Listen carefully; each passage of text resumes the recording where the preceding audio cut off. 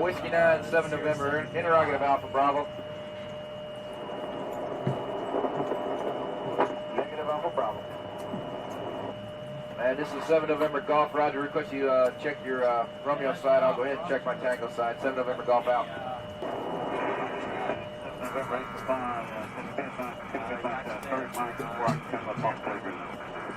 And 8 o'clock, 7 November, say again. 7 November, go. I copied a while ago, 1 Charlie transmission that my can use November, go. 1 Charlie, go. And 8 5, this is 7 November, Charlie. 8 5 right now. Now 1 Charlie, 7 November, go. This is 1 Charlie, welcome to your last, you're Brandon 158 extra 5 track, 1200 between teams and local. Also request your unit take inbound message to see if we can try to get Whiskey 9 and 8 for pause with the playground.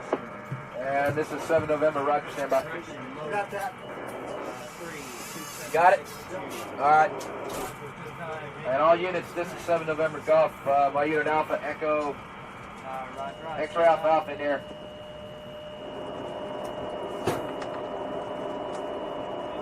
One Charlie, Alpha Bravo. Hey, I never took a dip. I forgot to take a dip. Whiskey 9, 7 November, interrogative Alpha Bravo.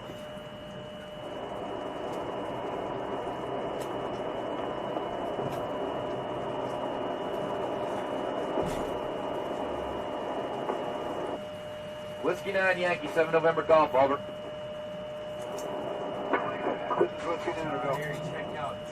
Whiskey 9, 7 November, interrogative Alpha Bravo. Whiskey 9, Yankee, 7 November Golf, over.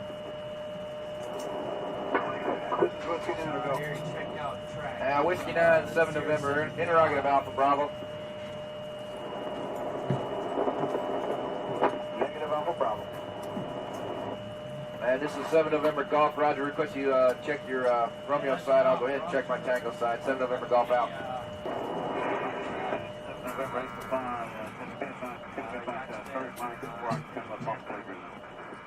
And 8 o'clock, 7 November, say again. 7 November, go.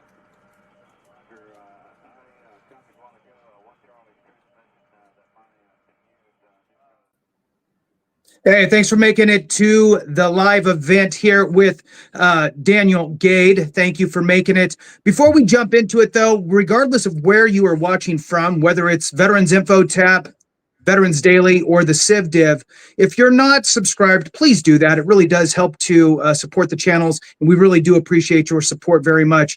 For many of you out there, you may be wondering what is going on and why are we doing this live. You're going to find out. We're going to have some really deep dive conversation here. And before we jump into it, though, I want to pass it over to Clay, do a little bit of housekeeping, and then we will do introductions and get rolling on this live. Thank you guys so very much for making it. We appreciate you. Clay. Yeah, so at the request of Daniel Gade here, who will introduce himself in a second, we've decided that any profit from super chats and all this stuff here is going to go to an organization called TAPS. You can look them up at taps.org. And so all these super chats here will go directly there. So if you have something you want to say or a question you want asked, we ask that you donate. It'll go directly to TAPS, any profits from that. And then if there is a question like this one here from NYCCYN, we will eventually get to it as we have like a natural flow. So first off, I just want to thank everyone who joined as a member. Welcome to the team on either channel, right? NYCCYN. Thank you very much. George ×2 American Vet. Thank you. And then we have Charlie T with the $20 donation there. And then we have a few more. They're going to be rolling in. So Daniel, go ahead and just take it from here. Introduce yourself. And we're probably just going to jump straight into this thing. You know, there's sometimes you just, through the ambush, you just fight through the X. So what you got? Yeah, that's perfect. Hey, good afternoon, everybody. Happy Veterans Day to all my fellow veterans, including my Marine Corps partners here. Happy birthday to the Marines yesterday. 250 years is a long time. And I think the Army beat you by about 4 months. So we barely scraped it in. The Army does a terrible job of celebrating its birthday. So I guess we all have to celebrate the Marine Corps birthday instead. So anyway, happy birthday to you guys. So I'm really excited about this. You know, when Clay, I made a LinkedIn post about the Senate testimony that was on the 30th of October. And Clay jumped in there. I'd never heard of him. I'd never heard of these channels, and he had some things to say that were a little tiny bit spicy. And I said, "Hey, Clay, DM me and let's do a live stream and let's talk about it. You know, let's unpack it, because in the Senate hearing you get like 5 minutes, and then you get like 1 or 2 questions, and that's kind of it. So there was no real opportunity to kind of unpack some of this, and there were some I'd say misconceptions that came out of that testimony that I would love to talk about. And there's some things that there's a whole lot that I think that we agree on, the three of us. And then more broadly, I think the veteran community can agree on a number of principles. The principles that I think we ought to agree on is that veterans should be proud of their service, that the country should do what it can to help veterans thrive after service. And the reason for that is not just because of the veteran, him or herself, and their families, of course, but also because of the national security imperative to have military service be something that is desirable for future generations. And how veterans are doing in society will drive whether our children, our grandchildren, our nieces and nephews are willing to put the uniform on. So I think that's really important.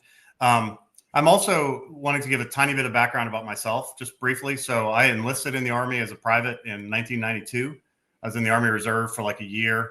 And then I got selected. I applied and got into West Point. So I went off to West Point and graduated from there in 97 and was commissioned as an armor officer and did regular armor officer stuff. One little notable thing that I did that was kind of bizarre as I think back to it was I actually started Ranger School on September 10th, 2001. So when the towers came down, we thought it was like part of the scenario. You know, we're like, oh my gosh, we're going to go in the woods and kill terrorists. And obviously it wasn't part of any scenario. But anyway, so I at the time I had orders to go to Korea. And so I went to Korea as a captain and got there in like December of 01 and served there for 2.5 years. I was non-command sponsored, so I was unaccompanied technically, but my wife came over and lived on the economy, and our first child was born in Korea. And then I had orders to grad school. The Army sends people to grad school who've been selected to teach at West Point. So I had orders to grad school, but my boss and his boss came to me in the mess hall and they said, "Hey, Daniel, this is not a loyalty test, but we're sending your company, your tank company." I was the commander of the tank company. They said, "We're sending your tank company to Iraq, and it's up to you whether you want to go with them or go on to grad school." And I quoted Isaiah chapter 6, verse 1. I said, "Here am I, Lord, send me." And so they did. So August of 2004, I end up in Kuwait, and then around the 1st of September, late August, early September, I don't remember the exact date, we convoyed into a place called Ramadi, Iraq, west of Baghdad. If you're in Virginia and you see a black Ram truck with a Ramadi license plate, 2 Purple Hearts on it, that's my truck. So give me a wave. Try not to, you could wave your middle finger too. I suppose that's okay. I'll probably just think it's my driving and not my license plate. But anyway. I was wounded in combat twice. The first time was 21 years ago yesterday when a awesome soldier named Dennis Miller was killed in action when an RPG hit our tank, and it hit him directly in the face and killed him instantly. And I got a little bit of shrapnel down through the loader's hatch and into the commander's hatch where I was sitting, or where I was standing actually. But I was returned to duty. It was mild wounds for me, although catastrophic for Dennis, and a real tragedy for his family. I think they found out on Veterans Day that he'd been killed. So I continued to command my company and do the things I had to do. And then on January 10th, 2005, I was hit by an IED, a roadside bomb, and woke up on my back in the ditch. And the Marines in the chat and my my Marine buddies here on the chat will appreciate this, but when I was in the surgical station, I ran them out of A positive blood. They gave me all the blood they had, and it wasn't enough. So they went to the mess hall, and this was a Marine and Navy base camp called Al Taqaddum.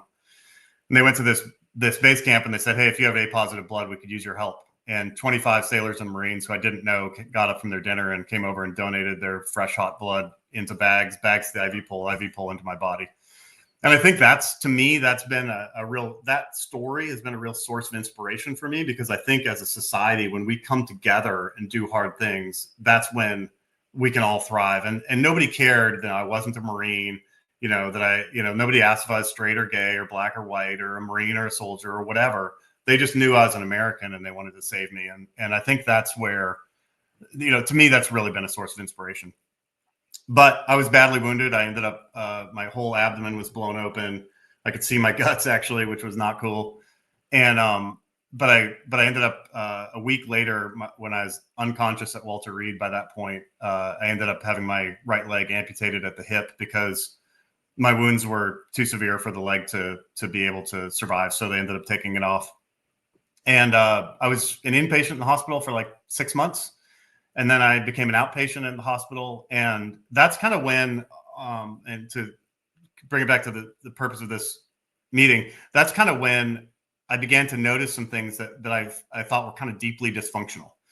And that was that a lot of my fellow wounded warriors, guys typically at Walter Reed at that time, it was guys missing limbs, head injuries and burns went elsewhere. Head injuries went to the old Bethesda and burns typically went to San Antonio. So it's like amputees and other orthopedic injuries like mine. And something that I saw was a lot of organizations coming, and instead of talking about employment and thriving and all of this, they were talking about how can we get your disability rating as high as possible. And I just thought, man, I don't know if that's a good goal. I don't know if I can organize my life around the disability identity. And so I chose not to. I decided, you know what, I'm not done serving. I had a boss come to me in the hospital and he said, "Hey, Dan, are you done serving?" And I said, "Sure, I think so." And then he's like, "But why?" And so when we had that conversation, I just decided that I was going to continue to serve. But I had to do things differently because I, at that point, only had, and still to this day, only have one leg. So I ended up going to, the Army sent me to get a master's degree at the University of Georgia. Go Dogs. And so I went to the UGA to get a master's in public administration. And then in the summer of 2007, there was a famous, I think we're going to come back to the Washington Post, but there was a famous expose by the Washington Post that's sort of colloquially known as the Walter Reed scandal. And a whole bunch of Army, leadership at Walter Reed and elsewhere lost their jobs because of some mismanaged care for wounded, ill, and injured soldiers mostly.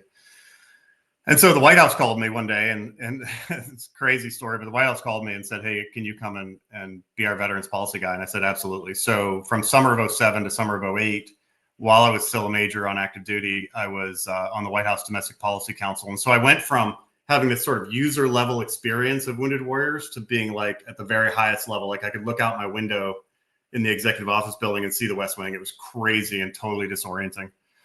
But I saw some things there in my time that I thought were kind of dysfunctional. And I've quoted this many times before, but there was a Dole Shalala commission that had all these efforts to try to make wounded warrior care more streamlined, to include a quality of life component instead of just an earnings loss component and some other of that stuff.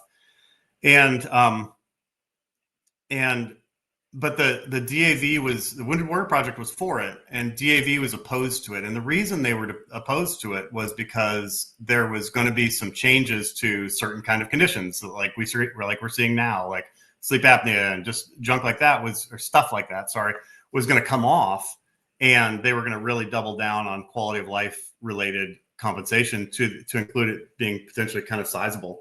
And DAV was opposed, and the director of DAV, the big boss of DAV, came and said, if one veteran loses $1, DAV will be opposed. And I was like, wow, that's so strange.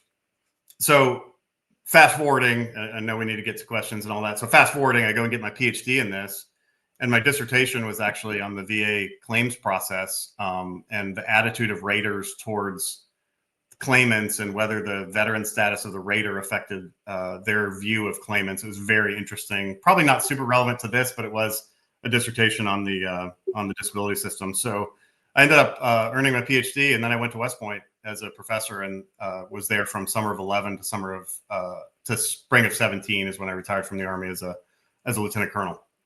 I got to do a really cool employment experiment where we incentivized veterans who had 30 to 90% disabilities to get jobs, and we gave them certain incentives, and then we monitored them relative to a control group, and we discovered that those with jobs did much better financially, socially, maritally, and their mental and physical health were all better. And so the light kind of came on to me that the best way to take care of veterans is through jobs. Like jobs, there's research papers and all this stuff, but jobs are powerful medicine. And so for me, I became really focused on this job issue, and remain then and now remain pretty skeptical of a lot of parts of the disability system, because the way that incentives are structured, people respond to incentives. And I believe that if we pay veterans to be sick, we get more sick veterans. If we pay veterans to be well and healthy, if we help them thrive, then we're going to get people who are thriving. Right. And that's super highlight level, and I'll just come back. I know I've kind of gone. I wanted to. Yeah. So that's a hell of an introduction. Thank you for the introduction, Daniel. We appreciate it. So one thing that you did say that is just interesting to me is you were injured twice. Horrible. And really the second time, the first time was bad because you lost somebody. The other guy got killed. Yeah. And right. so that's horrible in that way. Then the second time is you lose a leg, which is never fun. So you were able to stay in the military and then subsequently retire out. How many years did you do after the incident where you lost your leg? Yeah. So I got wounded January 10th, 2005, and I retired from the Army. My retirement ceremony was on January 10th, 2017, and my official retirement date was May 1st or something. So all in, if you count West Point, you count my little reserve time and stuff like that, like 25 years. Right. So, it's how many years did you have in when you lost your leg? Like 8 commissioned years, or 7.5 commissioned years. Yeah. I was a captain. I turned 30 in the hospital, so I was 29 and a captain when I got hurt. Got it. So, I mean, man, if you would have ended up getting pushed out and medically retired at that point, we'd probably have a whole different conversation today, probably about the Major Richard Starr Act and how that is a horrific situation for many medically retired folks out there. And I know that this isn't the topic that we're talking about, but just because of your circumstances and just the flip of a switch, one thing blows a different way, could have changed your whole trajectory. And, I get that a lot of it's between the ears, right? I mean, it's mindset, it's positive attitude, it's lean forward, it's don't look back, it's what can I do, all of that. But I would just a brief, I'm talking like a minute. I would love to know your thoughts on the Major Richard Starr Act, and then we'll kick it to Clay because he's got some questions, and we'll go from there. But what's your thoughts on Major Richard Starr Act? So I actually haven't been tracking it. Is that the one that will take people who are retired due to disability and give them joint disability retirement and eliminate the offset? Yeah, currently there's an offset. Okay. So if your retirement's $3,000 and your VA disability is $3,000, you don't get 6, you get 3. It's tax free at that point. Yeah. So disability compensation and retirement are for different purposes. And I've always said that, like, it doesn't matter how much money I make. It doesn't matter how, I could win the lottery tomorrow or whatever. My leg isn't growing back. That's a disability that lives forever. And so, I haven't seen the legislation the way it's written, and I'd be careful about incentives and all that stuff. But to me, that seems pretty obvious, and it seems like it's correcting something that ought to have been corrected a long time ago. I agree with you. I would love for you to look into it in all of your free time. And just champion it where you can, because it is absolutely it's something that absolutely needs to be corrected. And as you read through it, it's crystal clear. It's just that you know how it is on the Hill, where if you don't have the money to pay for it from somewhere else, well, people don't like to tend to pay for things unless it's coming from somewhere else, which is kind of your point with a lot of this VA stuff. Clay, I know you have been ultra patient for 20 minutes, and I know that's hard for you. I saw your foot tapping the whole time. So I'm going to pass the mic to you. Yeah, I'm just going to dive into some statements you made during your testimony. These are paraphrased, not quoted. And there's some things that you said that I completely disagree with. And Perfect. I think the framework, like how people approach a situation, can absolutely frame their thought process and decision-making process on how they view a problem, right? And so you During your testimony, you stated that VSOs, your accredited service officers, are trying to help veterans exaggerate their symptoms for a high VA rating. Paraphrase, right? First off, can you explain that? Okay, because I understand an opening statement. You have 5 minutes. You're rushing through it. I got it. Can you explain that? And then right after that statement, you also talked about it was VSOs coupled with VA claim companies and how they're both convincing veterans to exaggerate symptoms. I think you have an argument for one, but not the other. So if we can start there as a good basis, because that's everyone's first contact to VA compensation is either a VSO or a company. Can you explain your statements? Yeah, absolutely. So I'll give you two stories by way of illustration on the VSO side, and then I do want to talk about the paid companies. My goodness, do I want to talk about those guys? So anyway, my first experience with the VSO personally on this was when I sat in when I went through my retirement physical. I had to sit with a VA, a real VA person, as a VA employee. And this guy was a veteran. He would love to tell everybody how he's a veteran. And this was in New York State. And he was like, I don't know, he had let himself go after service in some kind of way. But anyway, so he's this guy who was,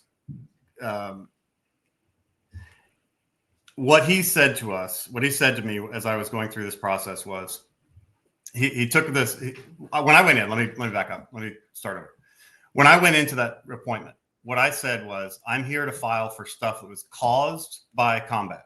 And he's like, okay, but what about all your other service connected stuff? And I said, I don't care about any of that. All I care about is the stuff that was caused by combat. So write that stuff down. He's like, okay. So he wrote down, there's like 6 conditions. And then he goes, well, what about your brain injury? And I said, well, I don't have a brain injury. And he said, well, but I can get you paid for it. And I go, hey man, I don't have a brain injury. I said, since I got blown up, I have gotten a master's degree and a PhD, and I've worked at the White House, and I don't lash out at my wife. And I don't have a brain injury. I'm fine. I've taught at college. Like, I'm fine. And he goes, you're missing the point, dude. He goes, I can get you paid for it if you just put it down. You were knocked unconscious, weren't you? And I said, I absolutely was. I was unconscious for 3 weeks. And he said, I can get you paid for it. And I said, you're not listening to me, dude. I'm only going to claim stuff that's real. He said, okay, fine, whatever. And then he goes, well, what about your hearing loss? And I said, I don't have hearing loss. And he said, well, I don't believe you. You were a tanker, blah, blah, blah. And I said, well, and I was in some explosions, including some really close ones, and I don't have hearing loss. And he's like, I'm not going to believe you until you go take a hearing test. So I did, and my hearing at age 42 or whatever it was the same as it was when I came in at 17. And he's like, fine, I won't put it down then. But he's like, I can get you paid for that. And so that's a accredited, no kidding, VA employee trying to tell me that I need to have as many disabilities as possible. And then later, and I didn't put this in my introduction, it's interesting, and somebody will mention it.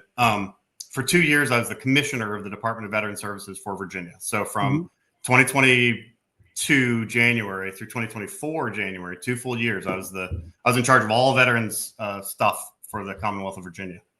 And I had like 85 or so people doing veterans claims. And I would go around, my employees would submit claims to the federal government on behalf of the veteran, basically. So it's like state level qualified VSOs. Yeah. So I would go around and I'd sit with them while they talk to veterans and, hey, veteran, how you doing? That kind of stuff. And I remember I'm sitting with one of my qualified VSOs, and he goes to this veteran. He's like, hey man, I saw that you put hearing loss in your right ear on this thing. He goes, what about your left ear? And the guy's like, well, my left ear is fine. And the guy goes, yeah, but I can get you paid for it. Just, are you sure your right ear isn't working right? And so it was that coaching that made me like, oh my gosh. And then when you look at, and I'm not trying to sell books here. I don't care about that. When somebody buys one of my books on Amazon, I get like literally like 25 cents. Because Jeff Bezos needs to pay for his next yacht or whatever, I guess. But in the book, we have a whole bunch of VSRs, RVSRs, et cetera, who have said, you know what, this system is totally corrupt, and they give those stories in the book. So, does everybody do it? No, but Yeah. does it happen? Absolutely, it sure does. Okay, so here's what I got for you. So first, I would caution using like personal anecdotal experiences to like Anecdotes are not broadly brush. yeah, All VSOs are encouraging veterans to exaggerate symptoms. Also, and I'm just going to shoot straight here, okay? Also, what you said has nothing to do with veterans exaggerating symptoms because I had a TBI in the past. Now it's residuals. And so when you look at if someone were to ask me, do you have a brain injury? I would say no within the confines of the knowledge that I understand of brain injuries, which by the way is diddly squat. Okay. And so although let's say I went to a VSO and they did submit for TBI instead of vertigo or hearing loss or some other neurological condition, right? If they did submit for anything, I still have to require in the process a current chronic persistent diagnosis that must be clinically diagnosed. And so for me, for someone, not just me, for a veteran to say, I don't have this, it literally means nothing. Now, is it something that's prevalent in your life to where you're like I can tell you the disabilities I have that I deal with every day. IBS is one of them. Like that sucks. Okay. Every single day it sucks. That's a little more debilitating than something like tinnitus, at least in my case. And so you look at exaggerating symptoms and it's like, well, you're not really exaggerating symptoms because the condition must be diagnosed clinically.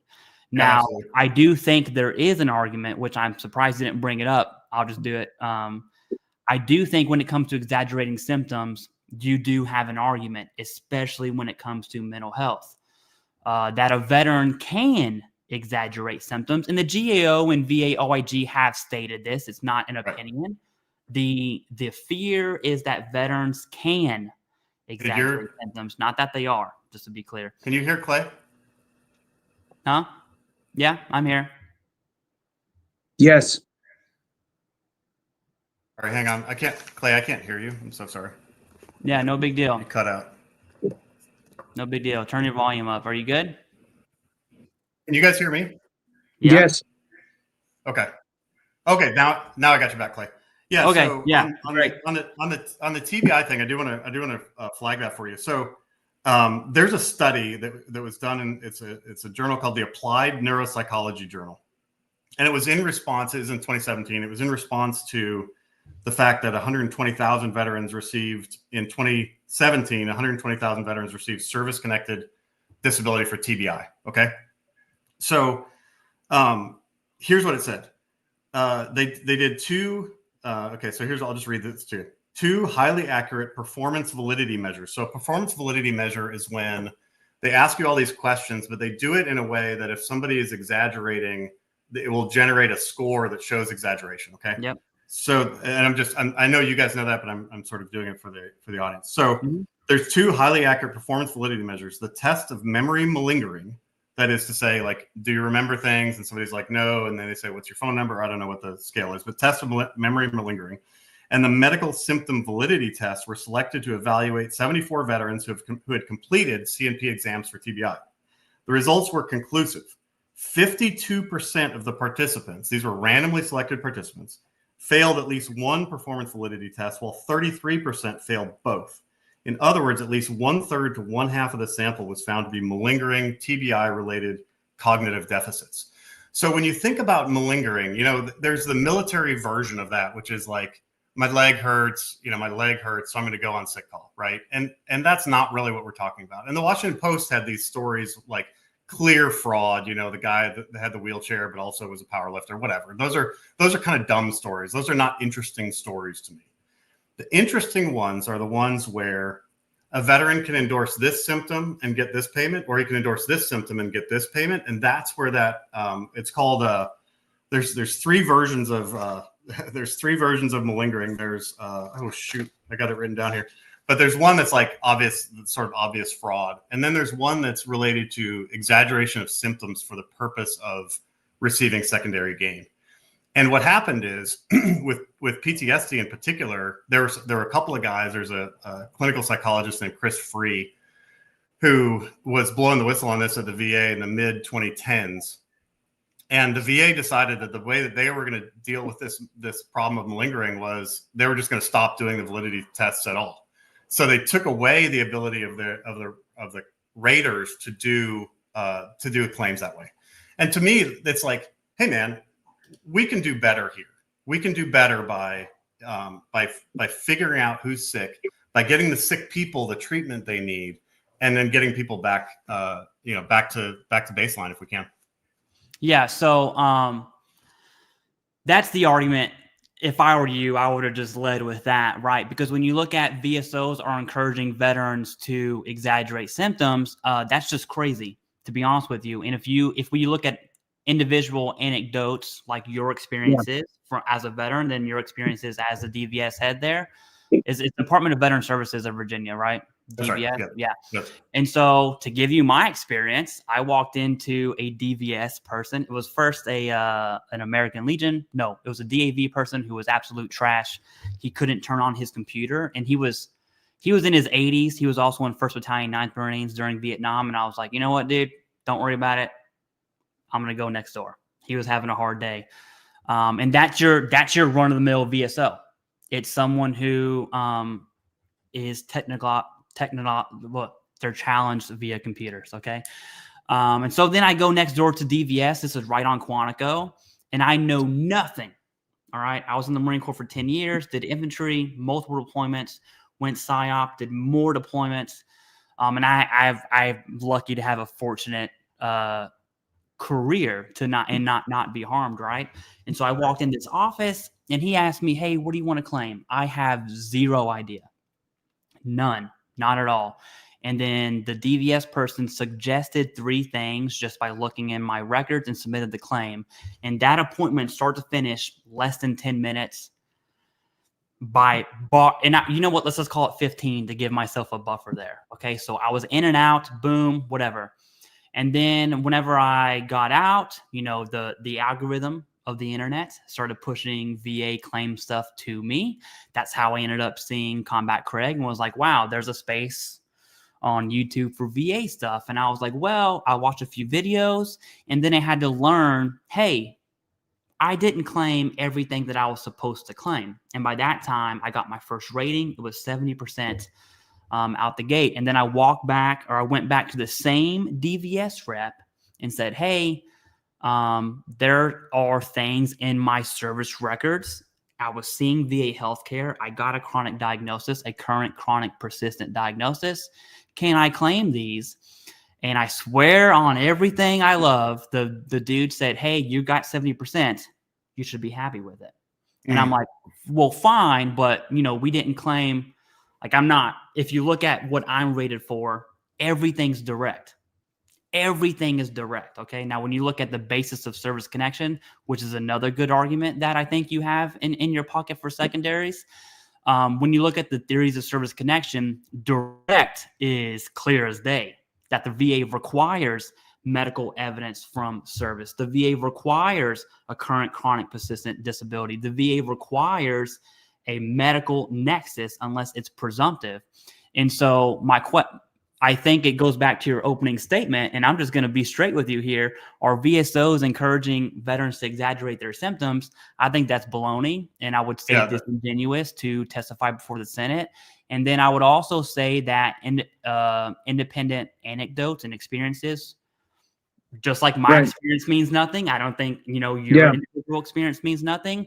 You look at the whole of, are VSOs so good at their job? And the answer is no, they're not, because there's a market for VA claim companies. Like we have the data, and VA claim companies are a symptom of a system that's broken.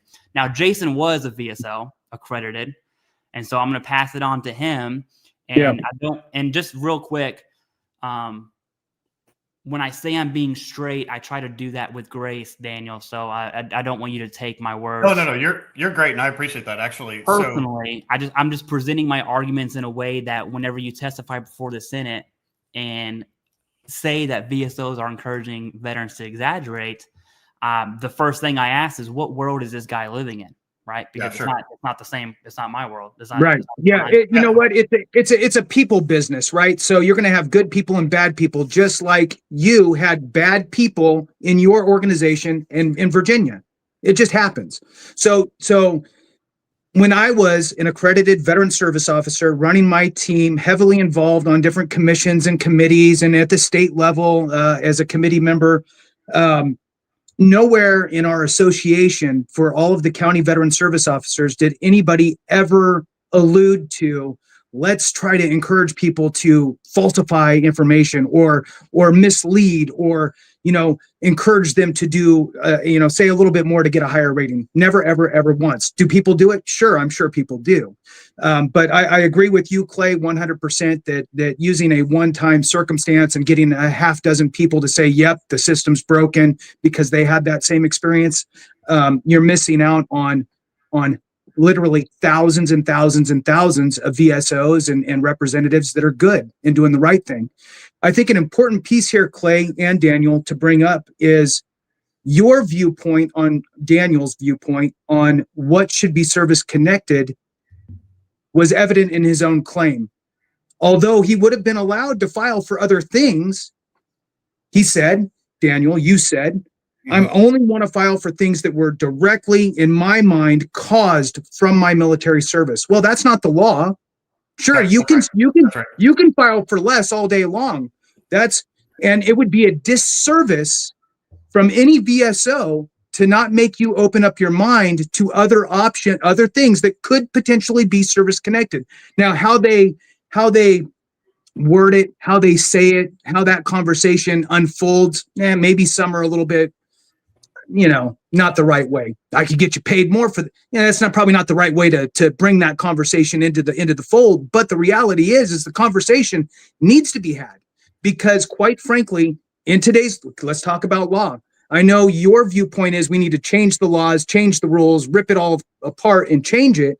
But the reality is that today the laws that we have for veterans and veterans benefits include anything that manifests during your time in service. And I know you don't like that. Yeah. But the reality is that veterans are more likely to come down with a whole host of different conditions at an earlier age than our civilian counterpart. Could it be due to our military service? Don't know. But it's the way the laws are today. And it would be, again, a disservice for any VSO to not try to have that conversation with a veteran, because most veterans, Daniel, believe that the only thing they could file for is I lost my leg. That's the only thing I could file for. And I can guarantee you that you yourself have more than that.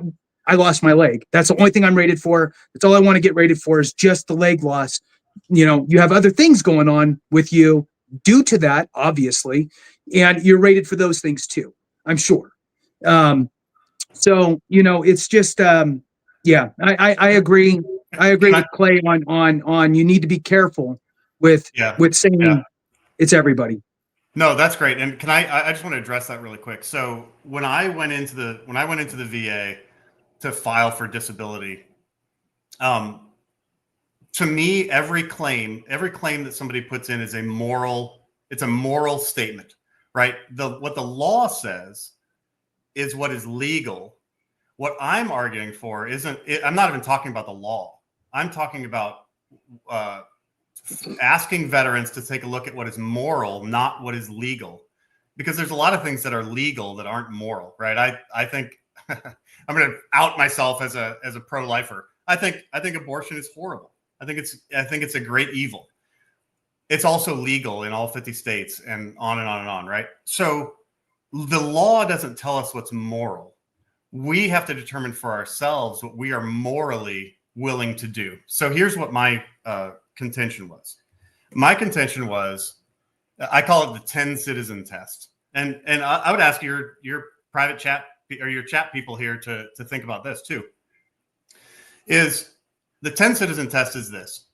If you walk up to 10 random citizens, you go to the mall, you go to the gas station, you go to the grocery store, you walk up to 10 people and you say, hey, it's Veterans Day today. I'm a disabled veteran. 100% of them, all 10 are going to say, thank you for your service. Now, how many of them mean it is a totally different thing, but all 10 of them are going to say, thank you for your service. And then you say, I'm a disabled veteran, and here are my conditions. And you list your conditions 1 to N, however many, whatever N is.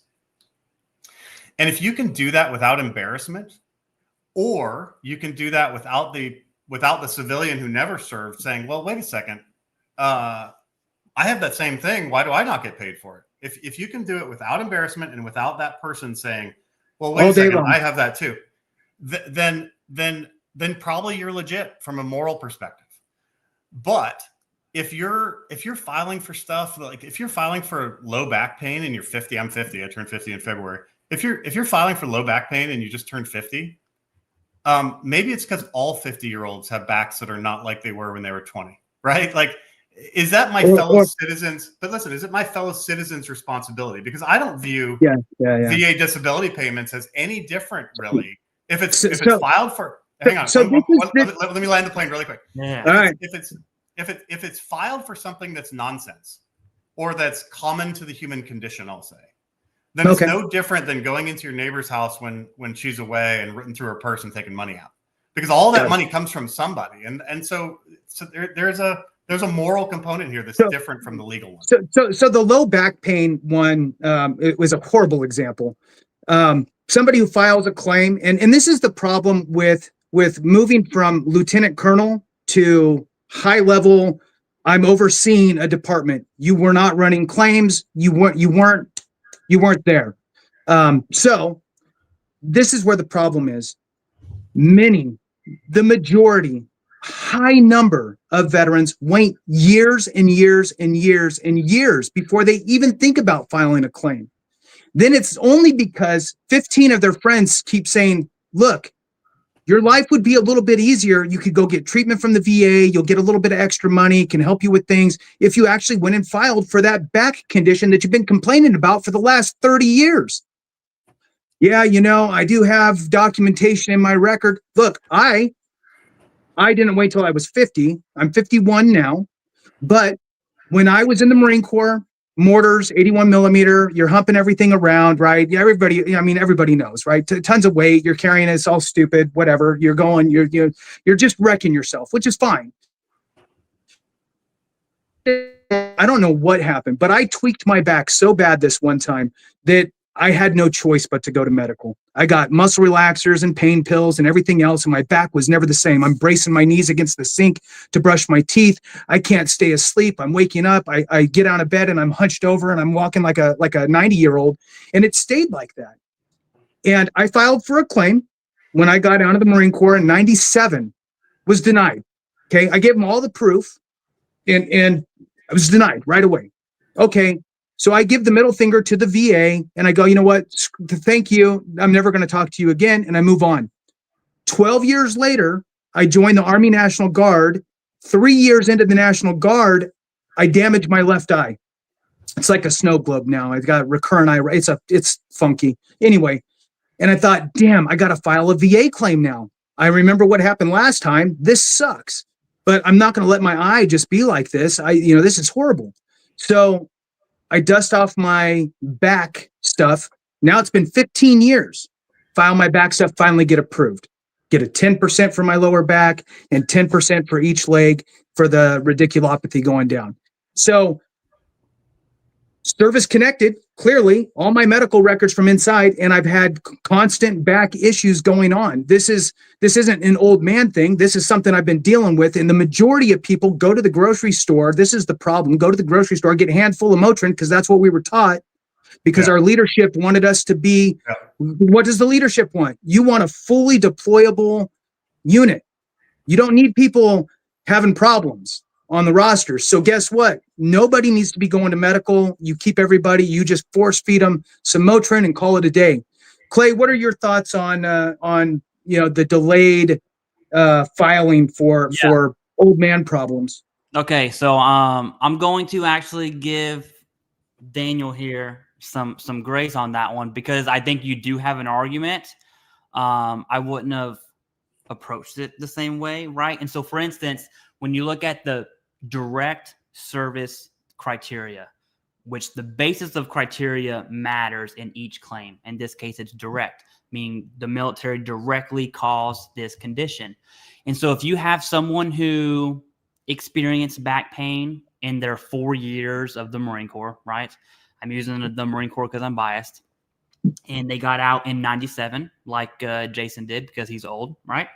And then they wait until today, November of 2025, to file a claim, but they didn't go see medical, right? They have absolutely zero complaints, or even complaints that could even correlate to having back pain. That claim is going to get denied. 100% of the time, that claim is going to be denied. And not just for they didn't have evidence from service. Okay. So this is whenever it gets better, is it's because they lack showing a current chronic persistent disability. So someone in 1997, what they would need to have to be service connected today in 2025 is evidence from service. Oh, by the way, almost 30 years. It's crazy to say almost 30 years, right? But almost 30 years of current chronic persistent disability. And a buddy letter, this is a misconception, a buddy letter saying that, yeah, my guy had back pain, that's not going to cut it, okay? Because a C&P examiner wants to see medical evidence because they're in the medical field. And so that direct theory of service connection is going to be denied for someone who's in their 50s and have back pain. And what it reminds me of, Daniel, is going back to your not your opening statement. It was you answered a question from a senator, I forgot which one, about hypertension and the Pact Act. And I think the same argument applies, where you do have an argument, but you miss other data that's critical. So for instance, and to paraphrase, to catch everyone up, a question was brought up, and Daniel Gade, you talked about how a Vietnam era veteran gets hypertension because they're old and fat, just like my mom. If my mom's watching this, I love you, Mom. I'm sorry. She's old and fat. Okay. And so she could have. Not supposed to say that about your mother. Yeah. No, I know. But that's like the correlation there. Yeah. And right. In that instance, I totally agree with you. However, what we're missing is the date of diagnosis. So for instance, a 23-year-old should not have IVDS in their spine. Shouldn't have it, right? That's insane. Lumbar strain, whatever. You know, they're in their 50s. They have lumbar strain, no evidence from service. They're going to be denied every time. I would guarantee my paycheck on that. But then you have a Vietnam era veteran who had hypertension when they were 24, is denied. I mean, they probably didn't even submit a claim, to be honest with you. The Pact Act comes out. They are old and fat. Got it. So they meet your criteria, but there's this little piece of data that I think everyone forgot, is they've had hypertension since they were 24 from Agent Orange exposure. And so whenever you say blanketly you have hypertension because you're old and fat, there is an argument there, but the way in which you deliver it completely overshadowing the date of diagnosis. And that's just one little aspect there. I think it's a pretty hard slap in the face. I'm going to be honest with you.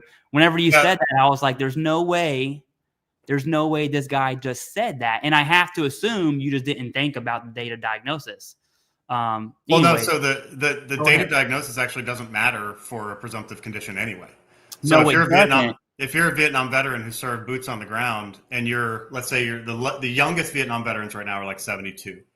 And an IOM study, let me back up. The Institute of Medicine, which is like a federal government funded like research body, basically, a couple of years ago ran a study where they discovered that veterans and non-veterans, once you adjust for sex and race and age, have the same exact rates of hypertension. Veterans and non-veterans have the same rates of hypertension, and it's a presumptive in the Pact Act. So you have people coming to the VA saying, oh, my hypertension is the result of my military service over there. It's the government's fault. Sorry, I'm pointing over there. It's the government's fault that I'm sick. And what that does is it has a powerful psychological effect. And I'll illustrate that by telling you a very brief story from the Bible. if you remember, at the first sin in the Bible is when Eve takes the apple, right? And she bites the apple or whatever, and God shows up, and God's like, "Yo, what are you guys doing, you idiots?" Paraphrasing the book of Genesis. I got it. Yeah. And the second sin is the one that I find very interesting, because that's when Adam points to Eve and he says, "The woman made me do it." And so the sin there is diverting responsibility from where it belongs, Adam, because he failed to lead his family properly, to Eve and saying it's Eve's fault. And so as veterans, one of the things that is very, very common is for people to look at their lives, and if their lives aren't going exactly how they wanted them to go, it's very easy to point and say, well, no, it's because I served in Ramadi 20 years ago. And it's like, well, do we really want systems that encourage people to not only view themselves as their sickest selves and be reluctant to improve because they'll lose their disability, because they're afraid they'll lose their disability compensation, even though that very rarely happens. But do we want people diverting their responsibility from themselves to somebody else? And in my view is that that's deeply destructive to the veteran when they do that, because now they're not going to work out because it's the government's fault. They're not going to diet because it's the government's fault. And I know that's a moral argument. And you guys are in the world of law and legal. My argument is that if there's going to be changes, we ought to let those changes be informed by the moral imperative of helping people have their best lives. Over. But again, we're using generalities and blanket statements, right? So, when you look at presumptive conditions, they go through a scientific and medical review as well. They're not just willy-nilly going, you know what? Yeah, that's it. The research that you quoted, where the rates are the same, did it take into account age? Yes. Right. Not just, okay. So I find that very, very interesting, because I would love for the reviews from the presumptive medical review process to really be looked at, because obviously we have conflicting information here. Now, it's like a lot of things, right? It's like a lot of things that you're going to get conflict. You search hard enough, you can find something that's going to speak your language. You type in 15 different things to prove your point, you're going to find one. The reality, though, is that, again, veterans often experience chronic illnesses earlier in life, and these will be conditions like, and this is through research too, arthritis, cardiovascular disease, diabetes, which I know you love, respiratory illness, chronic kidney disease. Those are some of the conditions that veterans experience at a much younger age. Yeah, fair enough. And where they do experience those as a result of military service, then I don't have a moral problem with it. But when people So let me ask you this then. So let's say that veterans who worked in, you were a tank, okay? So tanks. Now, everybody that's in a tank, maybe not everybody comes out of that with, there's new research on kind of, I don't remember the exact term, basically like micro TBIs, smaller blasts over and over and over again can cause issues, mortars, that type of stuff, maybe a heavy machine gun, maybe. So not everybody in those types of fields is going to have a TBI, but maybe there are some that do. Maybe not everybody comes out of that with migraine headaches, but maybe some do. Maybe not everybody in there is experiencing these things. So where do you draw the line with that? Do you go, well, I think that migraine headaches shouldn't be allowed because you can't say they were caused by service? Well, can you or can't you? Because if some people are experiencing those due to their time in service, and back to Clay's point on what makes a service-connected condition is simply it manifesting during your time in service is a service-connected condition. So we're not talking about secondaries, we're talking about service-related. And I know your issue is that line between just manifested during your service and directly the Humvee rolled over and landed on my leg. Obviously, that's an issue, right? So all of this, though, seems, and I know we're going to end up just talking in circles a little bit. So what I do want to do, though, is I kind of, unless Clay has a question, I want to shift a little bit here, because it seemed to me in listening to your hearing, and for those that did not watch the hearing, I encourage you to go back and watch it, so you can kind of just get a flavor of what was going on both sides of the arguments and all that stuff. It seemed that the effort that you were putting out there was essentially to eliminate, if you had a magic wand and you could have the VA turn however which way, it would be essentially eliminate the majority of conditions that would just have manifested during your time in service, pretty much the majority of secondary conditions, and really only dive in on things that you could absolutely prove were caused by your time in service. Now, with that being said, it seemed, and I'm saying it this way because I want to get an acknowledgement from you on if this is true or if I'm just completely off base. No problem. I'm excited about the Okay. question. It seemed to me like this was a way to save money from the government. Taxpayer dollars are now saved, right? But not really, not taken from the VA. They stay in the VA, but now that money that's saved from disability compensation, so pulled away from vets, is now available to educate and train and all those things, job placement, and create a more robust atmosphere in that world. Is that what I'm kind of picking up on kind of your vision, or am I missing something? So that's a reasonable summary. I don't want to go down too far down the route of like, you could clip that and you could, put a screaming headline on it or whatever. That's fine. And if you want to do that, that's totally cool. But I'm too lazy. Won't happen. What I would argue, though, is that we ought to be very careful to use the word disability until such time. Until such time as we put maximum effort into helping the person have a meaningful, positive life. So let's say that and I always use the swords and plows, right? So before we came in the military, we were all productive plows, or at least had the capability to be productive plows. We were working in grocery stores, we were working on the farm, we were in some job, or we had the capability to enter some job, and then we went in the military instead. And had we not entered the military, our life would have been like this. But when we did enter the military and we got blown up or mangled or sick or poisoned or raped or whatever it was, now maybe our life is here.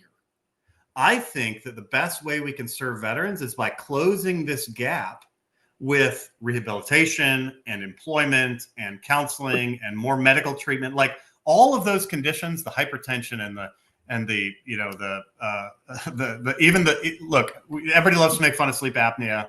And if you're in the super chat and you're getting sleep apnea PTSD or 50% for sleep apnea, like, you're part of the problem. Kick rocks and donate money through the super chat. But my point is, those people aren't disabled. But what they should be is treated for those conditions. And the VA doesn't do a good job of treating for those conditions. Instead, they compensate them. And what happens, particularly with mental health disorders, and I can talk about this study if you'd like me to, what happens with mental health disorders is once people get to their 100% rating that they're after, they stop seeking treatment. And so they get stuck in this position of not getting any better.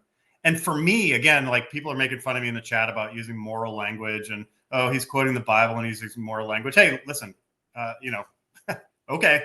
But anyway, so like, from a moral perspective, what we ought to do, instead of just putting those rusty swords on the shelf, we ought to be doing everything we can to refashion the swords into productive plows and put them back into society in a way that they can stand on their own 2 feet. If they have 2 feet, they can stand on their own 2 feet and provide for their families and get the economic and the moral and the social justification that we all get through our work.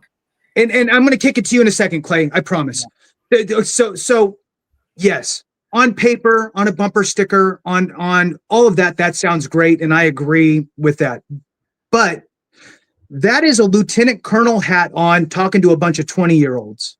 It's not the reality. The reality is you're talking to a bunch of older veterans. The average age is in their 40s, of veterans who are receiving disability compensation.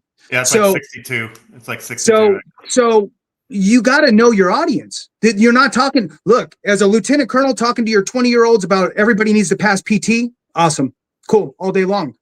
But as you know, as age is not kind for some people. And the older you get, the wider that disparity between each individual becomes. All the 20-year-olds are cookie cutters. They're all the same. Yeah, As we get older, things change, and it's not as easy as you think. And it would be incredibly difficult from a gigantic VA perspective, looking down at the potential of 17 million veterans. Obviously, there's 6 point whatever million that are disability compensation, but that's a big number. And to try to do what you're saying is a blanket, let's do that, it won't work. Yeah, Clay. well, policy, like policy is really hard when you start talking about individual variations, but you're talking about 18 million or, roughly 18 million veterans the VA thinks they have. Maybe the number's 16.5, maybe it's 20, who knows? The VA doesn't know. But anyway, so you have to look at large numbers and you have to look at broad themes when you're trying to reform a big complex system like this. Looking at individual anecdotes, you called me out on that earlier correctly, right? My little anecdote is not data. The plural of anecdote is not data. I get all that. But as we're designing a system, let's design a system that prioritizes treatment, that even pays people to go to treatment. Yes, let's do that.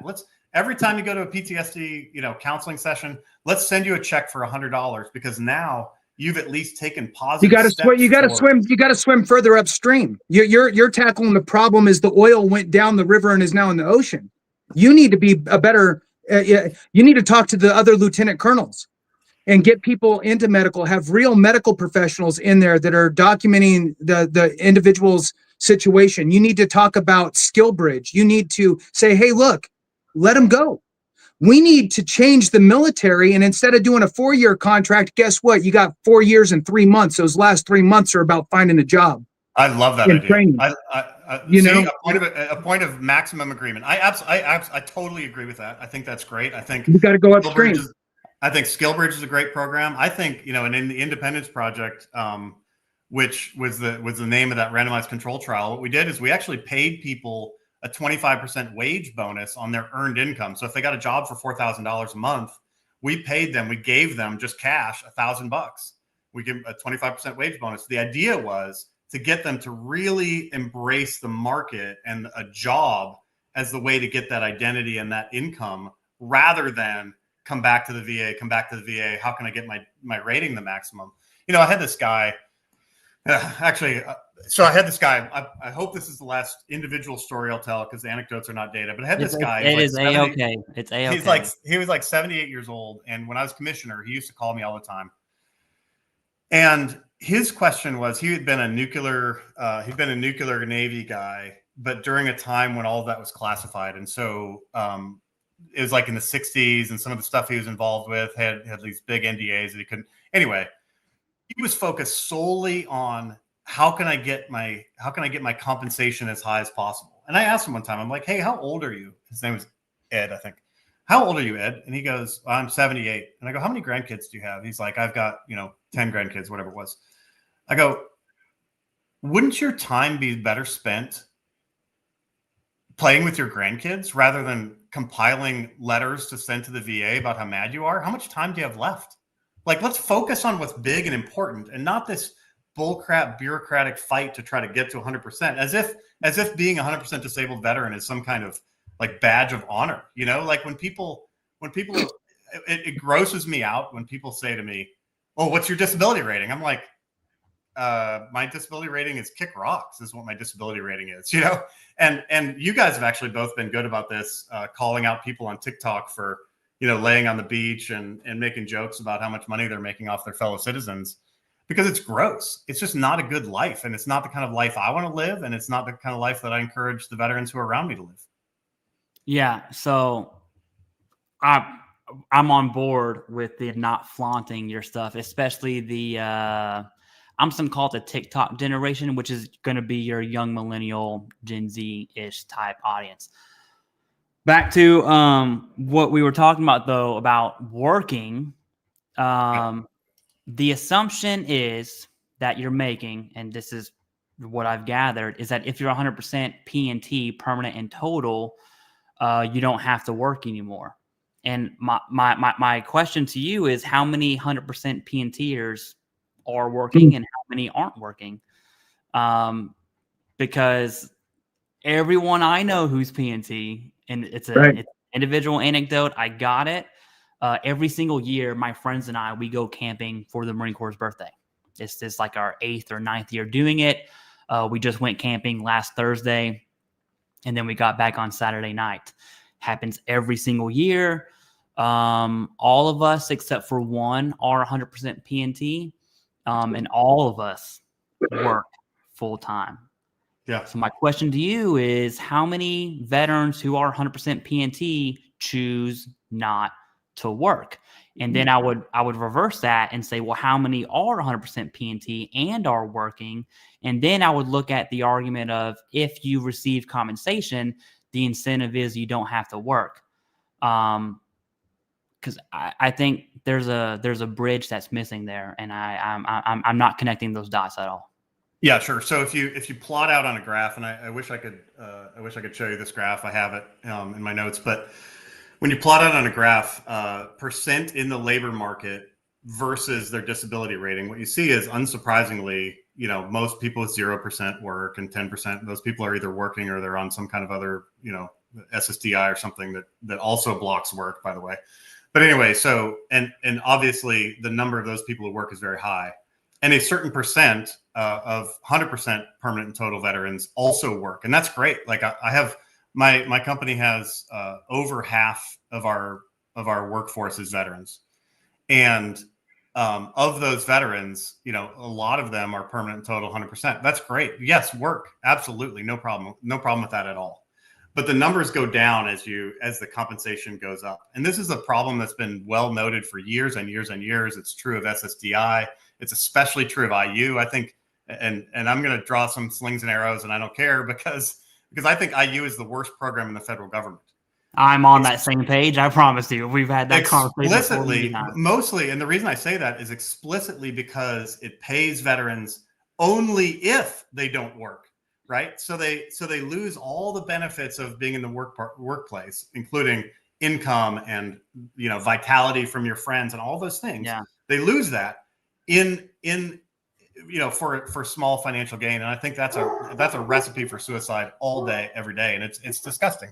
So I do want to rope back to what Jason brought up, because you said as the ratings get higher, those veterans who are working go down. Which is unsurprising, because these are people with disabilities. What's the median age there for who's rated? Was it 62? The median age of veterans in America is like 64-ish. Right. So don't you think that old people don't work who are retirement age?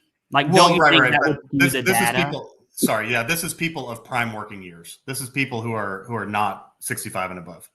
Those people are lopped out of this study, and then that's where you find that data, and you can find it. Who did this study? I think it's the Bureau of Labor Statistics. I'll see if I'll find it for you. So some interesting numbers, right? Is when we're talking about this type of stuff, the reality is whatever the number of veterans are, right? I mean, you do 7 different Google searches, you get 7 different numbers. Let's just call it 17 million, right? So 17 million veterans in the U.S. 30%-ish are service connected. Well, 70% are not.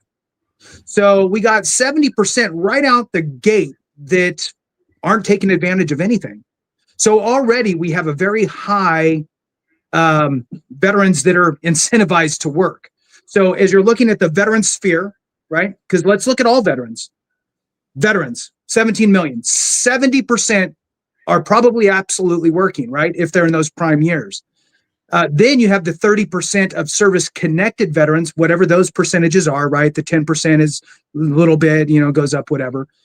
Of that 30% that are service-connected, 65% of that 30% are rated 50% or below. Right. So more than half are at the 50 or below. So automatically those people are probably working heavily, I would think. Maybe even 2 jobs. Yeah, probably. They're doing, I think they're that's probably doing Uber. They're doing Uber on the side too, right? Now, TDIU, total disability, individual unemployability, right? I don't agree with it either. I think that typically if you're that bad off due to your service-connected conditions, Be 100. you should just be 100%. I mean, and if you can work a little job here, work a little job there, cool.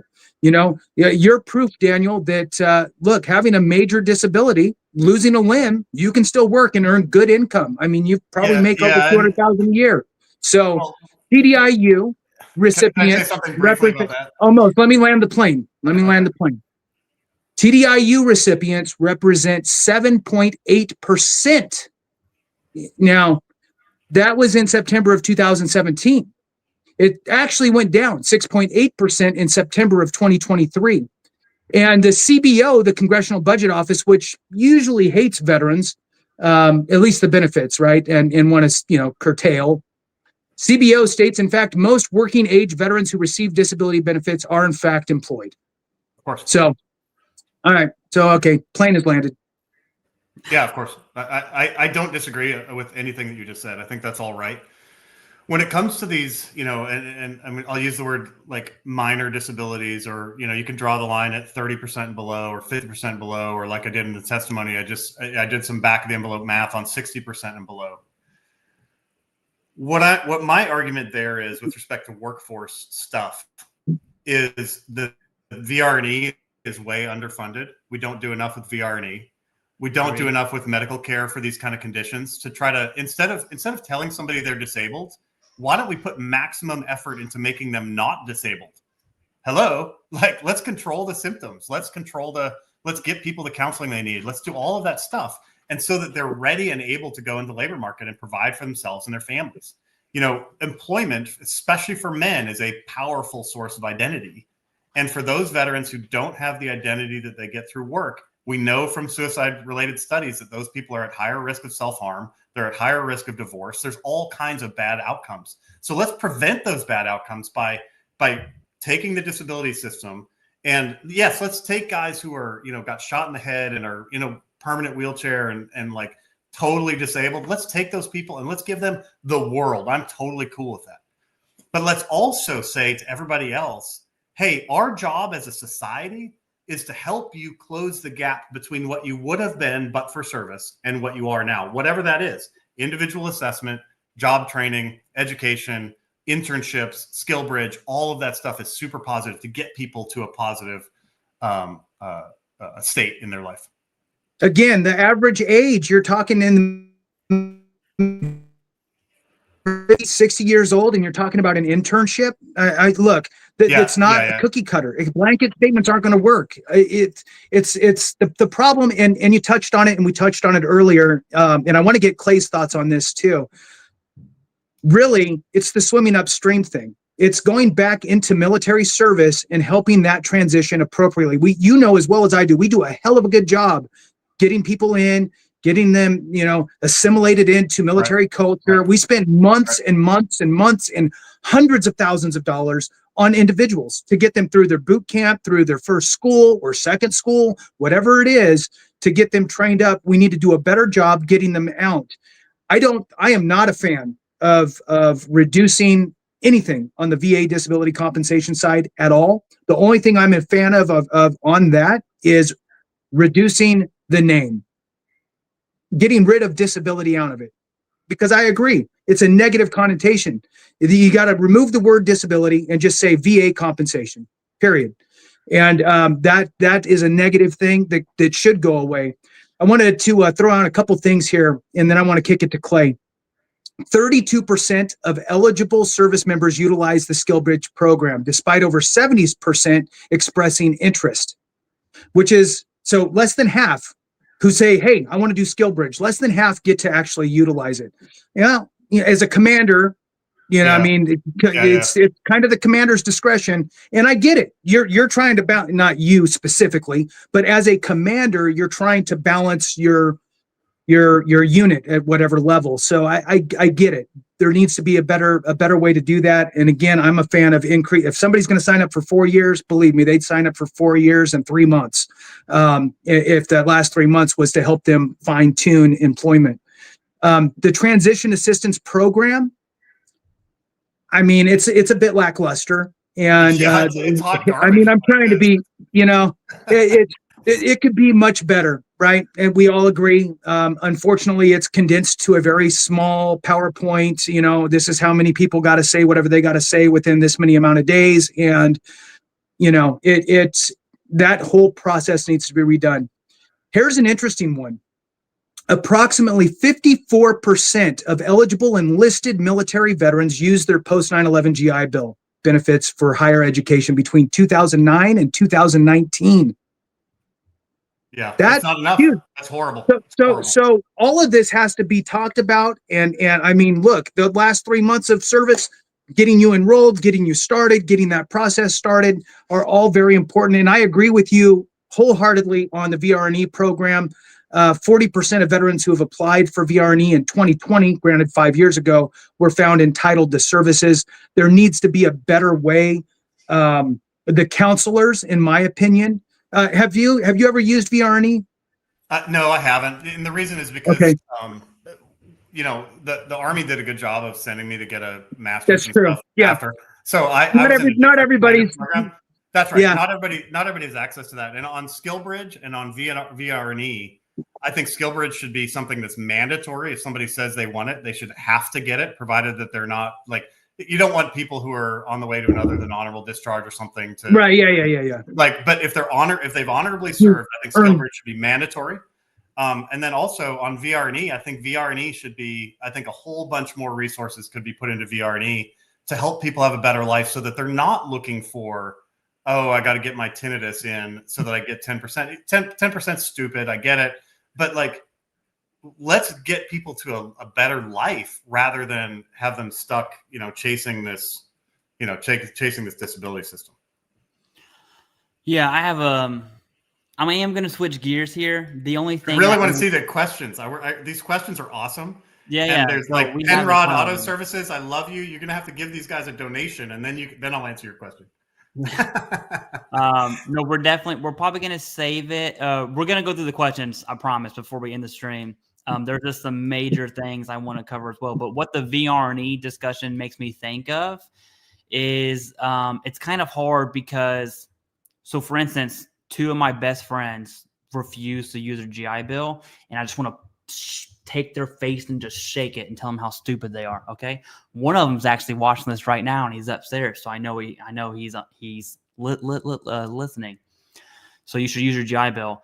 The issue is that he won't, right? And what it makes me think of are the types of people that are recruited. And I'll tell you straight up, I would love to say I joined the Marine Corps based off of patriotism and heroic and all this cool stuff. But the fact of the matter is I joined because I didn't want to go to college, and my mom worked fast food and I didn't want that life. And so when I got out, I didn't go straight to college. I had to get slapped in the face and be like, oh, wow, this is for me.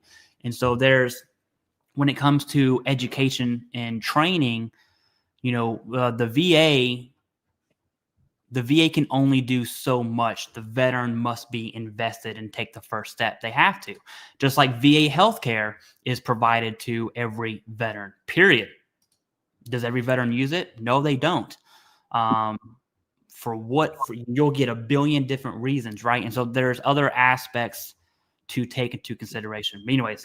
Yeah. One of the things about you just said something which was not quite accurate, and I want to make sure that people know the difference. Yes. So my view is that so not every veteran gets VA healthcare. You get healthcare. You get VA healthcare for a certain period after you get out of the Army or out of the military, and it always shifts around. I think it's 5 years right now, and then you get it if you have a service-connected condition. But one of the things that I said in my testimony was that I think we should break the link between disability compensation and healthcare and give all veterans free healthcare for their service-connected conditions without requiring it to be a disability compensation first. So if you have sleep apnea, you should absolutely 100% go and get a CPAP. You're driving your wife crazy with your snoring anyway. And it's dangerous. It's bad for you to have sleep apnea.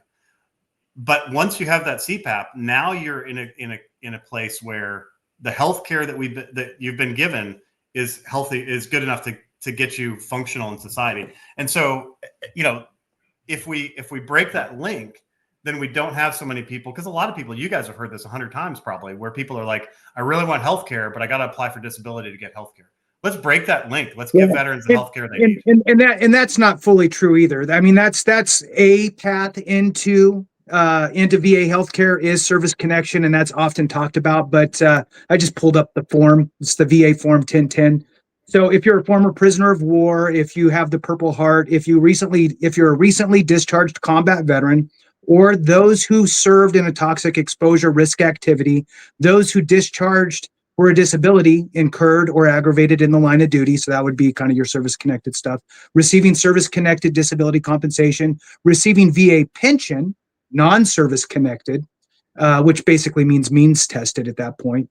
If you're receiving Medicaid benefits, for those who served in an Agent Orange exposure location, for those who served in Southwest Asia during the Gulf War between August 2nd, 1990 and November 11th, 1998, and those who served at least 30 days at Camp Lejeune between August 1st, 53 and 1987, December 31st. Those last couple ones got added in there with the Pact Act and actually opened up the doorway to more than 1 million veterans being eligible to get into VA healthcare, which was part of the hiring frenzy that went on there for a little while. Anyway, so yes, service connection, that is a way. It is a doorway into VA healthcare. And I'm glad that you did bring up those who get out. You got that little 5-year period. Take advantage of that. Highly suggested. Back to you, Clay. Yeah, it's inclusive to all with like exclusive properties there. Anyways, something I do want to bring up, and this is a big one here. I think if I got to ask you one question and just have you explain yourself or your thought process, rather, it would be this one. All right, and I'm being straight up with you. This one got under my skin, and so I'm very curious as to what you are going to say. All right. So you stated, and this is paraphrased, I'm not reading a direct quote, that 9 out of the top 10 disabilities are, quote, totally unverifiable. Not kind of, not a little bit, totally. They are 100% totally unverifiable. And then on your testimony there, the written testimony, there's a little footnote, and you list out the top 10 disabilities, which are tinnitus, knee, back, arm, hearing loss, scars, burns, sciatica, ankle, migraine, and PTSD. Of those, only scars or burns are readily identifiable and not subject to feigning or exaggeration. Now, I am almost certain that you watched the video with Dr. Sharma and I, because I brought in a physician and a board-certified psychiatrist to go one by one and say, hey, are these totally unverifiable? He said no. He explained it. It was like an hour-long video. I'm just going to assume that he's right because he is a physician and a board-certified psychiatrist. So now I'm going to ask you, are 9 out of the top 10 disabilities that are claimed by veterans totally unverifiable? Okay, so what was the actual quote, Clay? Do you remember? I mean, I'll pull it up. I'll give it to you because I got my written testimony right here. It was totally unverifiable or easily exaggerated. Okay. Okay. So put a pin in that thought just for a second. Let me turn to the DBQ. I'm here. All right, perfect. Let me turn to the DBQ for. I'll just grab the bull by the horns. The DBQ for PTSD. Okay. Yeah. So if you turn to page.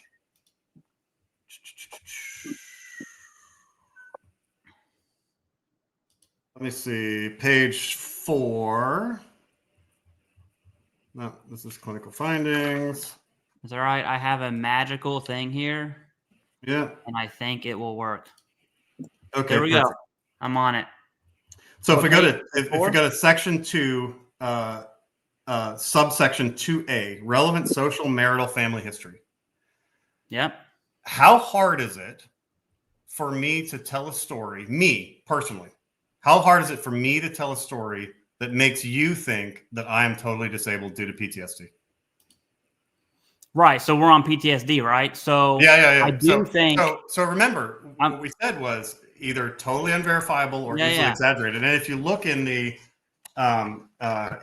medical, I'm going to give you the actual. There's a textbook on this, Ooh. and it's the textbook that the VA is supposed to be using, but they don't. Does it start with an M? No, it's the diagnostic. It's not the diagnostic and statistical manual. This book is called The Clinical Assessment of Malingering and Deception, which is the foremost text on the subject. It said in the 1990s, a consensus of top mental health experts advised that patients seeking money in the form of disability benefits be excluded from clinical trials for PTSD, noting that pursuing compensation results in them being basically willing to misrepresent their condition. And let me see, where's the actual other quote?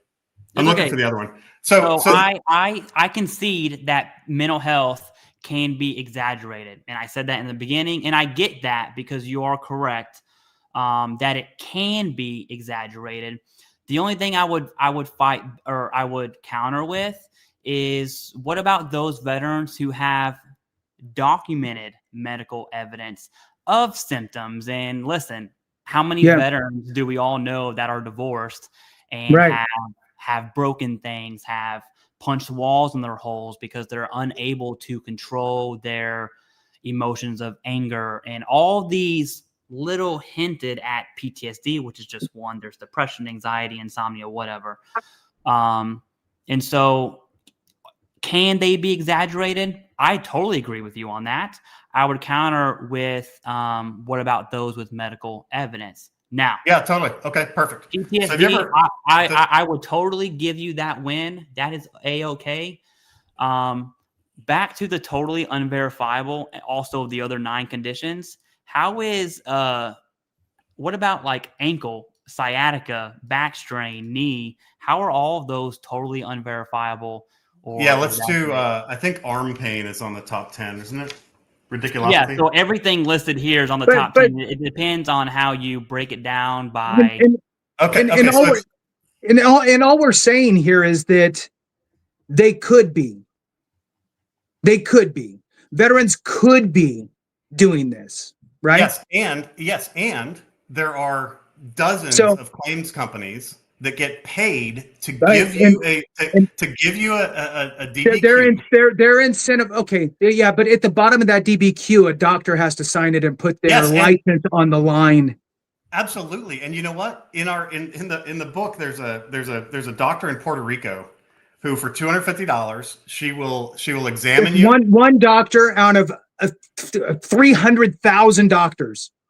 So let's talk about real big numbers, because look, you're going to find fraud. If you took all your energy and time and looked into Social Security Administration, you'd have the same damn arguments. 100% correct.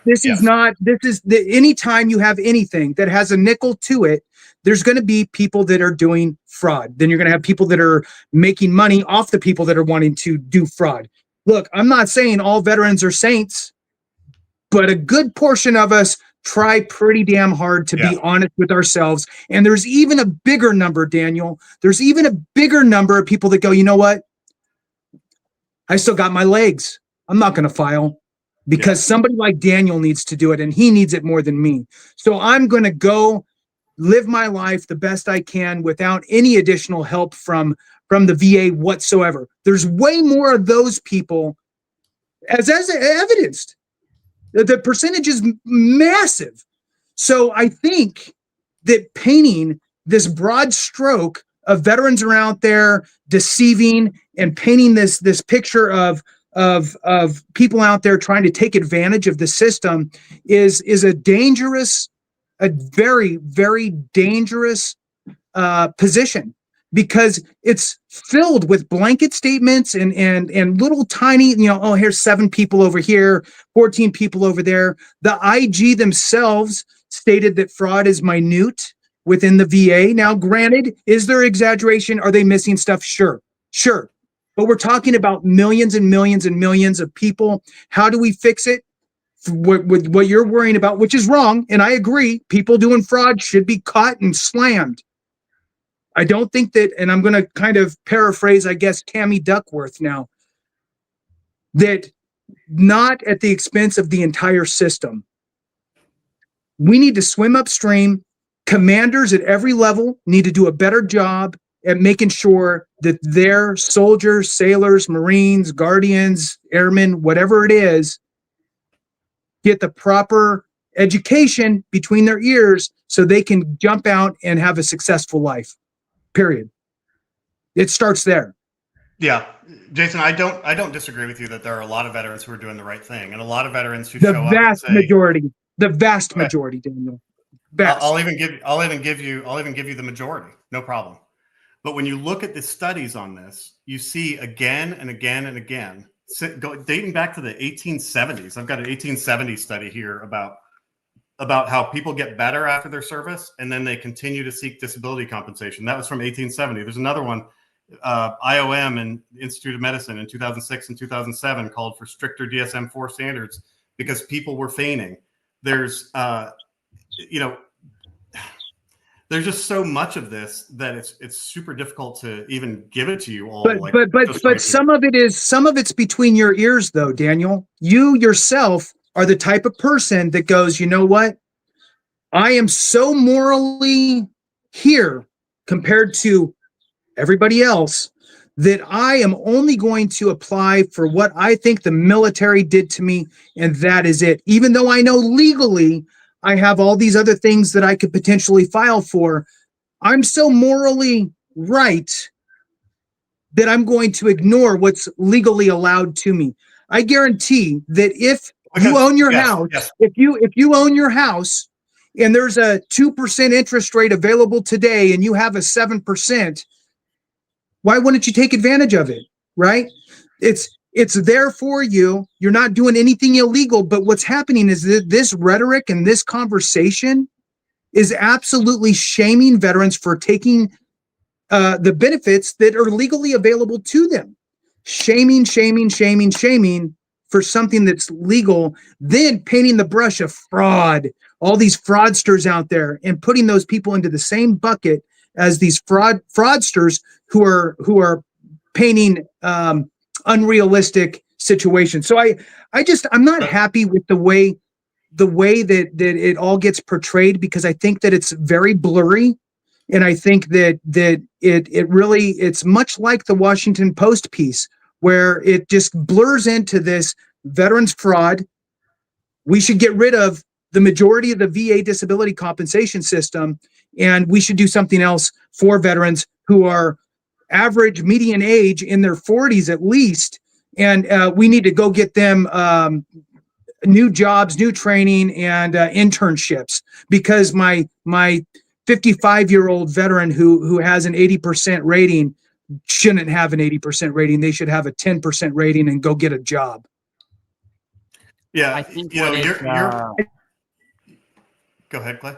Yeah, so whenever I looked at when I listened to the Senate hearing, that's just one little piece of the picture. All right. And I think the GAO said it best. And this is paraphrased again, but she talked about how the schedule of ratings, the VASRD, have been updated. 11 out of 15. The next 4 are well underway, with the notorious changes being mental health is a big one. Tinnitus and sleep apnea. So it's mental health, auditory, respiratory, and then neurological. And how that the VASRDs, the 15 schedules, were changed. They have been changed. The 4 are going to change medically, but they haven't been changed from a compensation perspective on loss of earnings.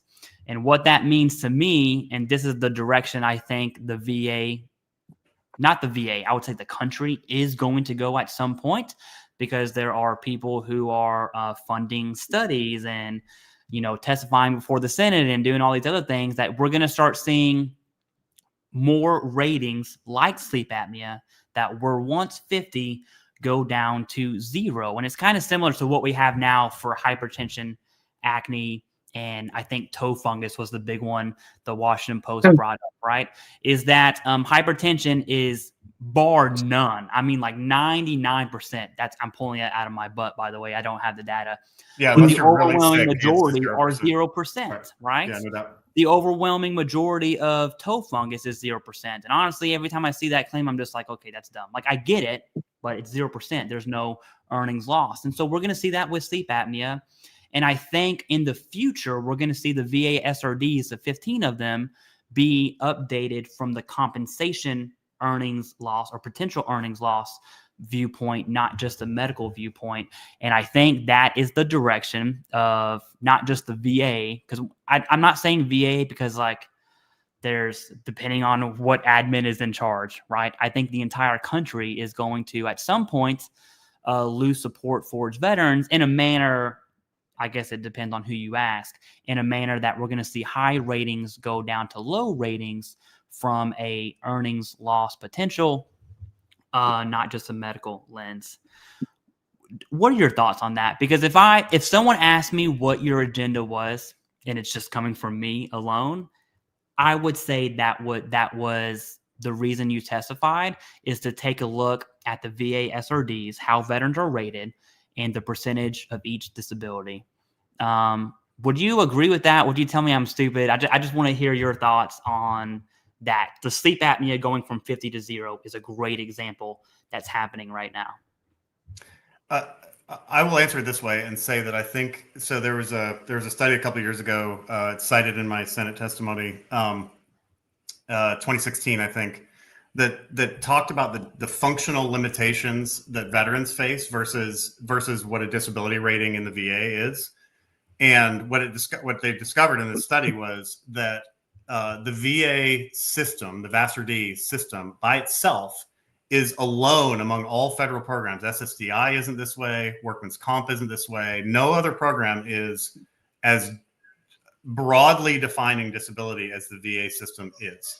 And so there's a whole lot of things that the VA calls a disability, or that we call conditions, that we compensate for, that we should really be treating for, in order to help veterans have a better life, even though they're living with those conditions.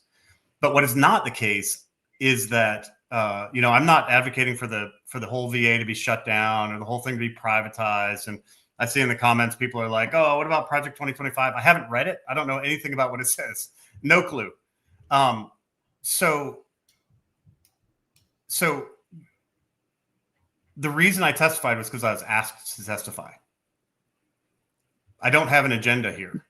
Mm-hmm. I would like to see veterans thriving more. I'm involved in a whole bunch of different programs, including America's Warrior Partnership and some others, where that's really focused like a laser on preventing veteran suicide. I think that's all very valuable.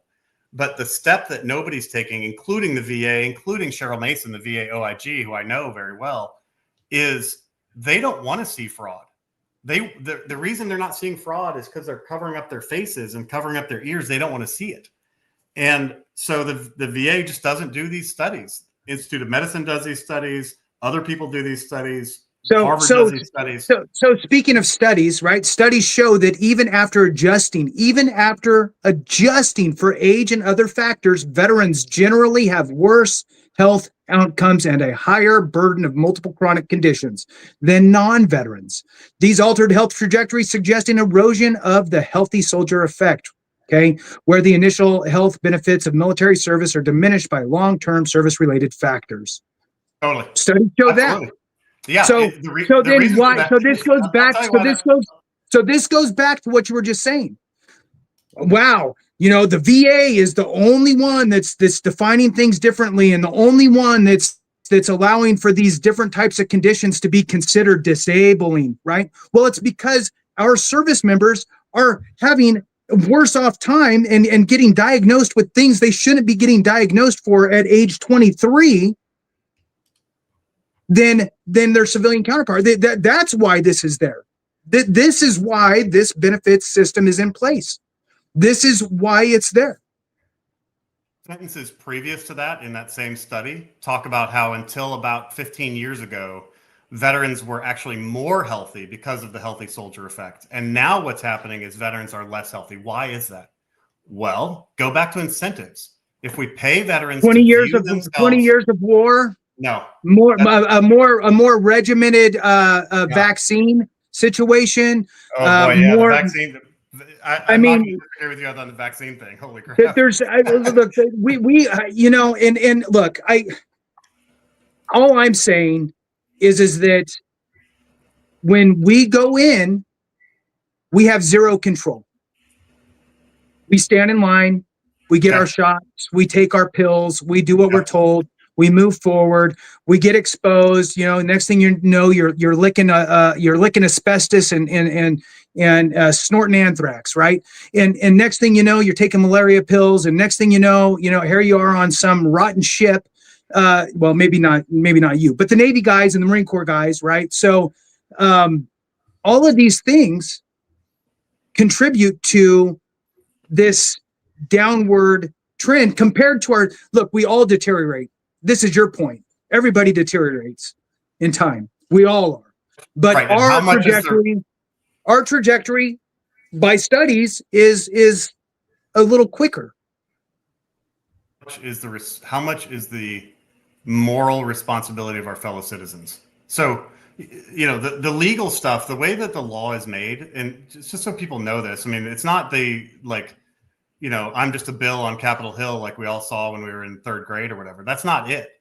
What it actually is armies of lobbyists are going up there, and they're ensuring that people get reelected as long as those people will give them what they want. And in the veterans context, you have the funny hat brigade, right? The people with they've got their garrison caps, right? And they got the funny hat brigade, and the members of Congress are terrified by those people because they don't want to lose the veteran vote. And so when any reform is put in, they run it by VFW, and VFW says, Ryan Gallucci says, "Oh, it's too hard," and they run it by disabled American veterans. And Randy Reese in the Washington Post article says, "Oh yeah, sleep apnea is way worse than an amputation because somebody with an amputation can still work, and CPAP people can't work." It's like, what are you talking about? It's just morally totally bankrupt. The system is morally it's hurting veterans, and it's bad for them. And that's my main contention. The system that we have is making veterans embrace their sickest selves, and they get stuck in amber by like a bug on a prehistoric tree branch. They get stuck in amber, and they just see themselves as disabled veterans, and it's not a positive identity. It's a negative, backward-looking identity. Just like if you saw me wearing my high school letter jacket, you'd be like, "Okay, that's weird, dude. You're 50. You shouldn't be wearing a high school letter jacket." True, I shouldn't. I don't identify really as a veteran. Like when they say, "Hey, veterans, stand up on Veterans Day," I just stay seated. You know why? Because I'm a civilian. I'm a civilian. I don't view myself in that way because I don't want to, because it's something I used to do, not something I am now. Right. And you can't expect everybody else to think and do what you do. No, of course not. I mean, that's the reality, right? And it's totally obvious. It's 100% obvious. Right. You are the anomaly, right? So most people don't serve, then have your situation, right? And then a high level position, right? Running the whole state's department for veteran services, right? Doing contract work, whatever you do now. Most people don't. Most people probably can't, right? So you're very fortunate. And look, I'm a big believer in positive attitude. I'm one of the secret type people, right? Like positive affirmations and all that type of stuff. So I think that all of that stuff is super great, but I've also realized in my life, my short 51 years, that not everybody's made the same. What affects me might not affect that person, and what affects that person might not affect me. Everybody has different thresholds, different bandwidths, different abilities to work with what they got. What happened to you could devastate a lot of people. Completely devastated, living under a bridge, devastated. And there's not a damn thing any government program could do to help that person. That's just the reality. And so we have to be cognizant, I think, of that. Clay. Yeah. Can I just respond to that? Absolutely. Go ahead. 100%. I'm 100% knowledgeable about the fact that, I have a great wife. I've got a great family. My wife, very early on after I got hurt, came to me and said, Daniel, I'll take care of everything. I'll take care of our bills. I'll take care of, our kid. I'll take care of all of our stuff. But the second you get well enough, you're in charge of our family. You provide for us, not me. I'm not the person who provides for us. And that was really very powerful. But not everybody has that. Most people don't have a wife as awesome as mine, right? And I'm white, and I'm highly educated, and I was an officer, and people love to make fun of officers. I was enlisted first, and I guess they forgot that part, but whatever. Yes, it's easy to make fun of the bootstrapping. The bootstrapping accusation is one that's easy to make fun of. My point is that our government systems should be set up to help the maximum number of people achieve their maximally best life. And paying them to be sick ain't it, in my view. Right. So I would. So, I'm sorry. Go ahead. Yeah, go, Clay. I'm gonna run through chat. So if you got something, we got to do that. I'll do lightning rounds. Okay. So first off, I want to thank everyone who joined as a member. We definitely appreciate that. We have 88 chats to go through, and it's climbing. So I'm not going to say everyone's name who joined as a member, but thank you very much. So to all three, any thoughts on the caregiver program? Lightning round. I mean, my view is when you look at specific programs like caregiver or special adapted housing, those are the most vulnerable of the population. And I think it's exactly what Jason just described, that some disabilities devastate people, where others, it kind of forces a fire on your butt to provide for your family or whatever motivation you have. Do y'all have anything on that one? My only comment about the caregiver program is I worry that in some cases, not all, but in some cases, it's typically the wife who's the caregiver, but putting the wife in a position where she's caring for her husband in that way puts the husband in the child role and the wife in the parent role, and really can distort the marital dynamic that is the balance that's necessary in a good marriage. And I worry about that. I haven't seen any studies on it, but that's just a worry that I have.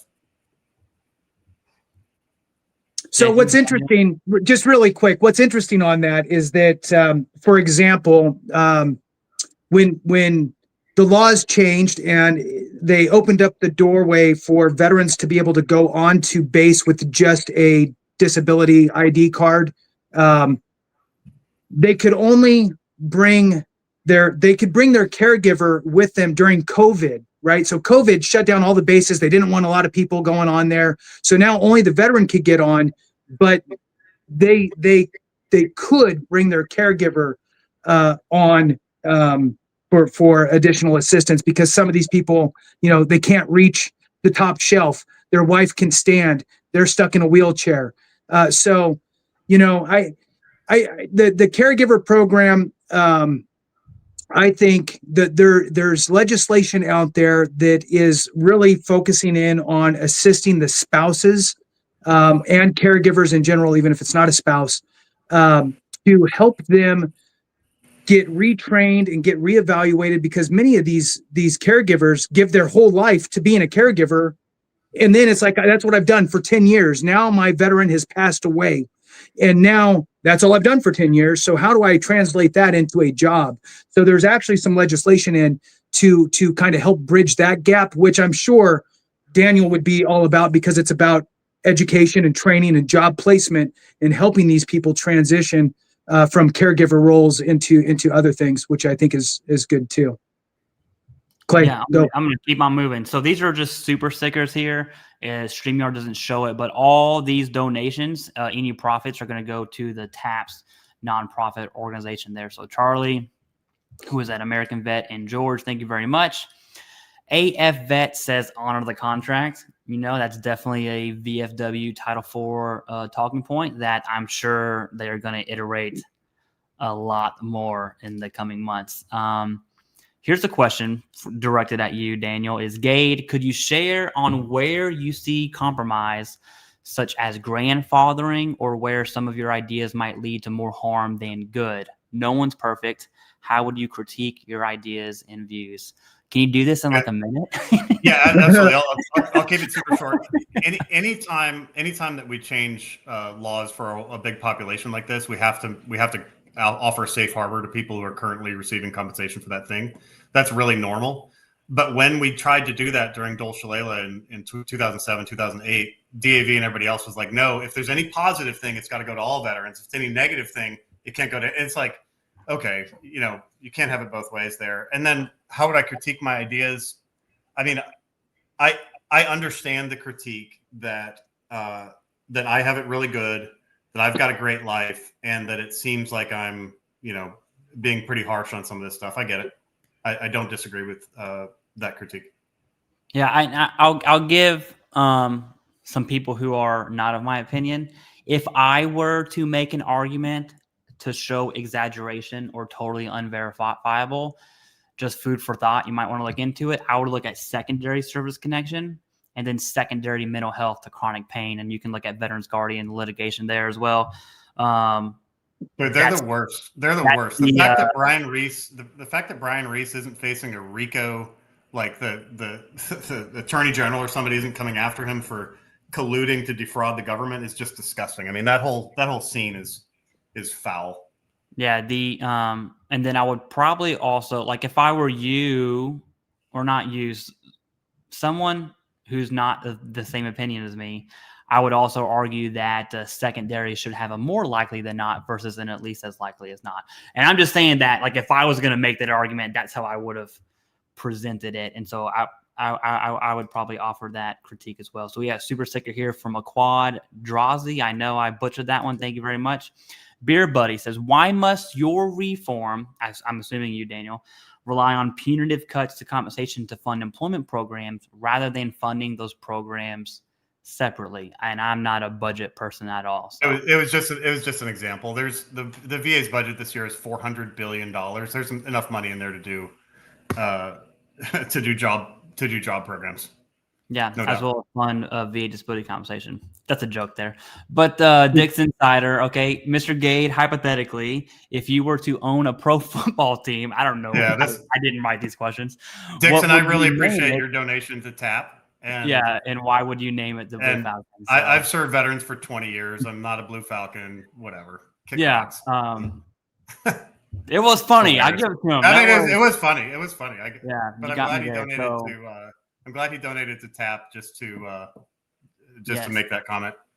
He could have said it for free, and I probably would have seen it anyway. So yeah. So Gunnery Sergeant here donated a ton of times, just saying Marine Corps, trying to draw this out, a bunch of other stuff. So thank you very much, Gunny. All these donations go to TAPS as well. Then we have a big one here from Mark Biles. Thank you very much for that. That'll make its way over to TAPS. Magnetar. I'm going to start reading these questions before I bring them up, just so everyone knows. So you're the only one telling the truth about your injuries incurred during service. Obviously, that's a emotional driven comment there. Look, it's an emotional topic. I get that people are emotional about it. That's fine. Yeah, I would say for every veteran, it's if you're going to give a critique, you should back it up by arguments because it makes it a billion times better. Anyways, Jax Ripper said something that I'm definitely not putting up on the screen, but thank you for the donation. That'll make its way to TAPS there. Okay, AF Vet says VA comp is and should be for all injuries and illnesses we get while we are government property 24/7. Honor the contract. We can work or not. That's up to each veteran. That's not a question. That's a statement. But do you have any thoughts on that?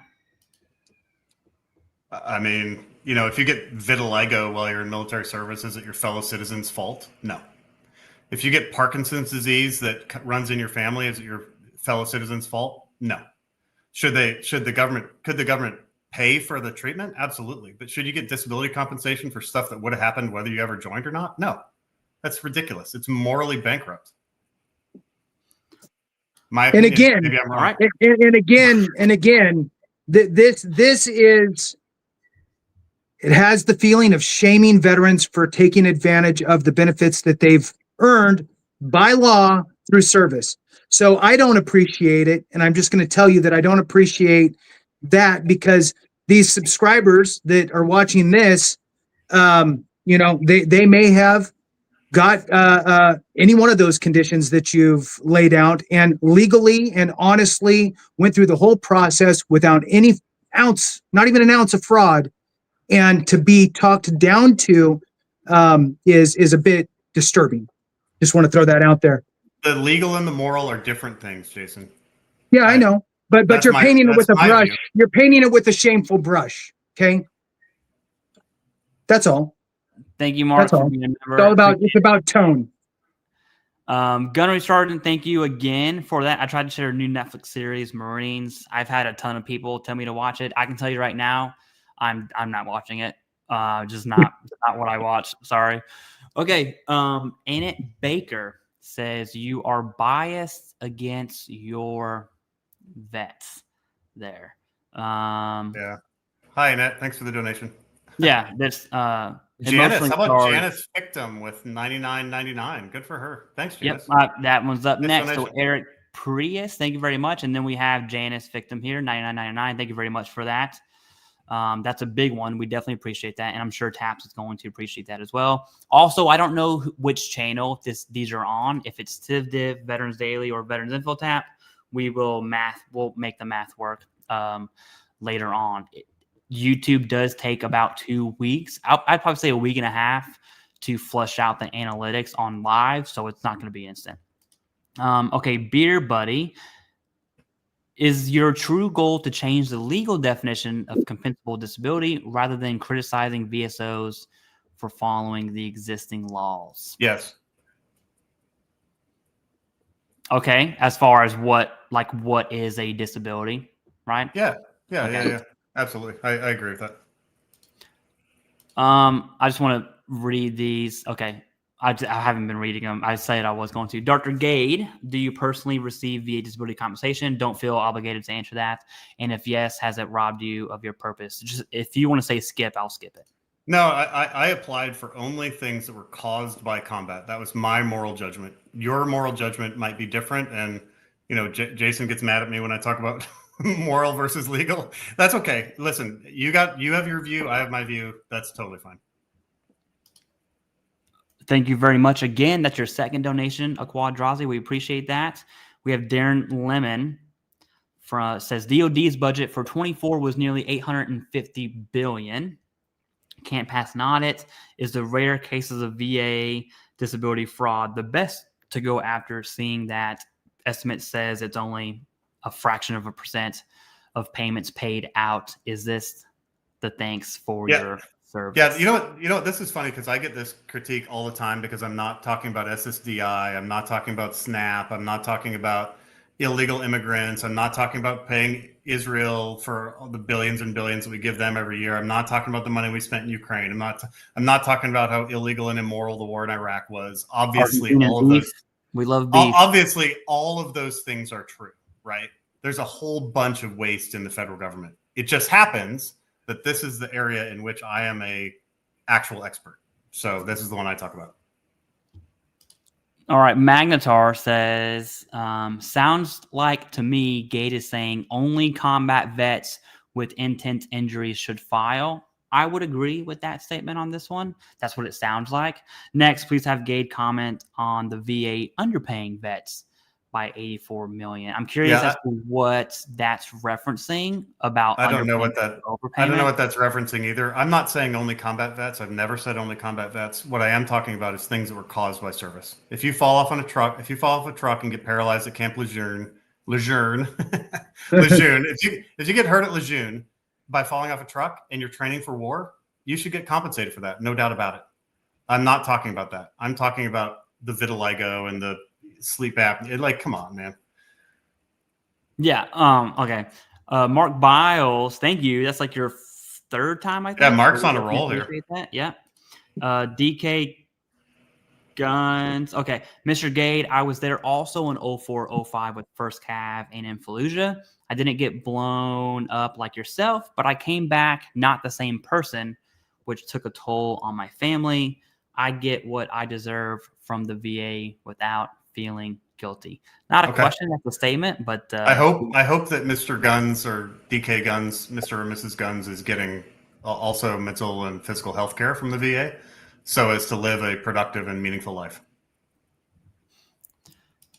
All right, Martin, thank you for the membership. Appreciate that one. We have Gunny again, says, sir, watch the Netflix series. I'm not going to have it, to be honest with you. We aren't the best, but we fight for each other. Okay. Martin, thank you very much. We have a huge one here from Colton Waterman. So when I broke my back, shoulder, right knee, that's a lot. I'm going to assume airborne here. I couldn't walk in the last 8 days. Do I need to bring my wife into the doctor's office as a witness? Because it's insane. I mean, I definitely have comments on this one, but go ahead. You guys are the experts on who to bring to a competent exam. I'm not sure what this is referring to.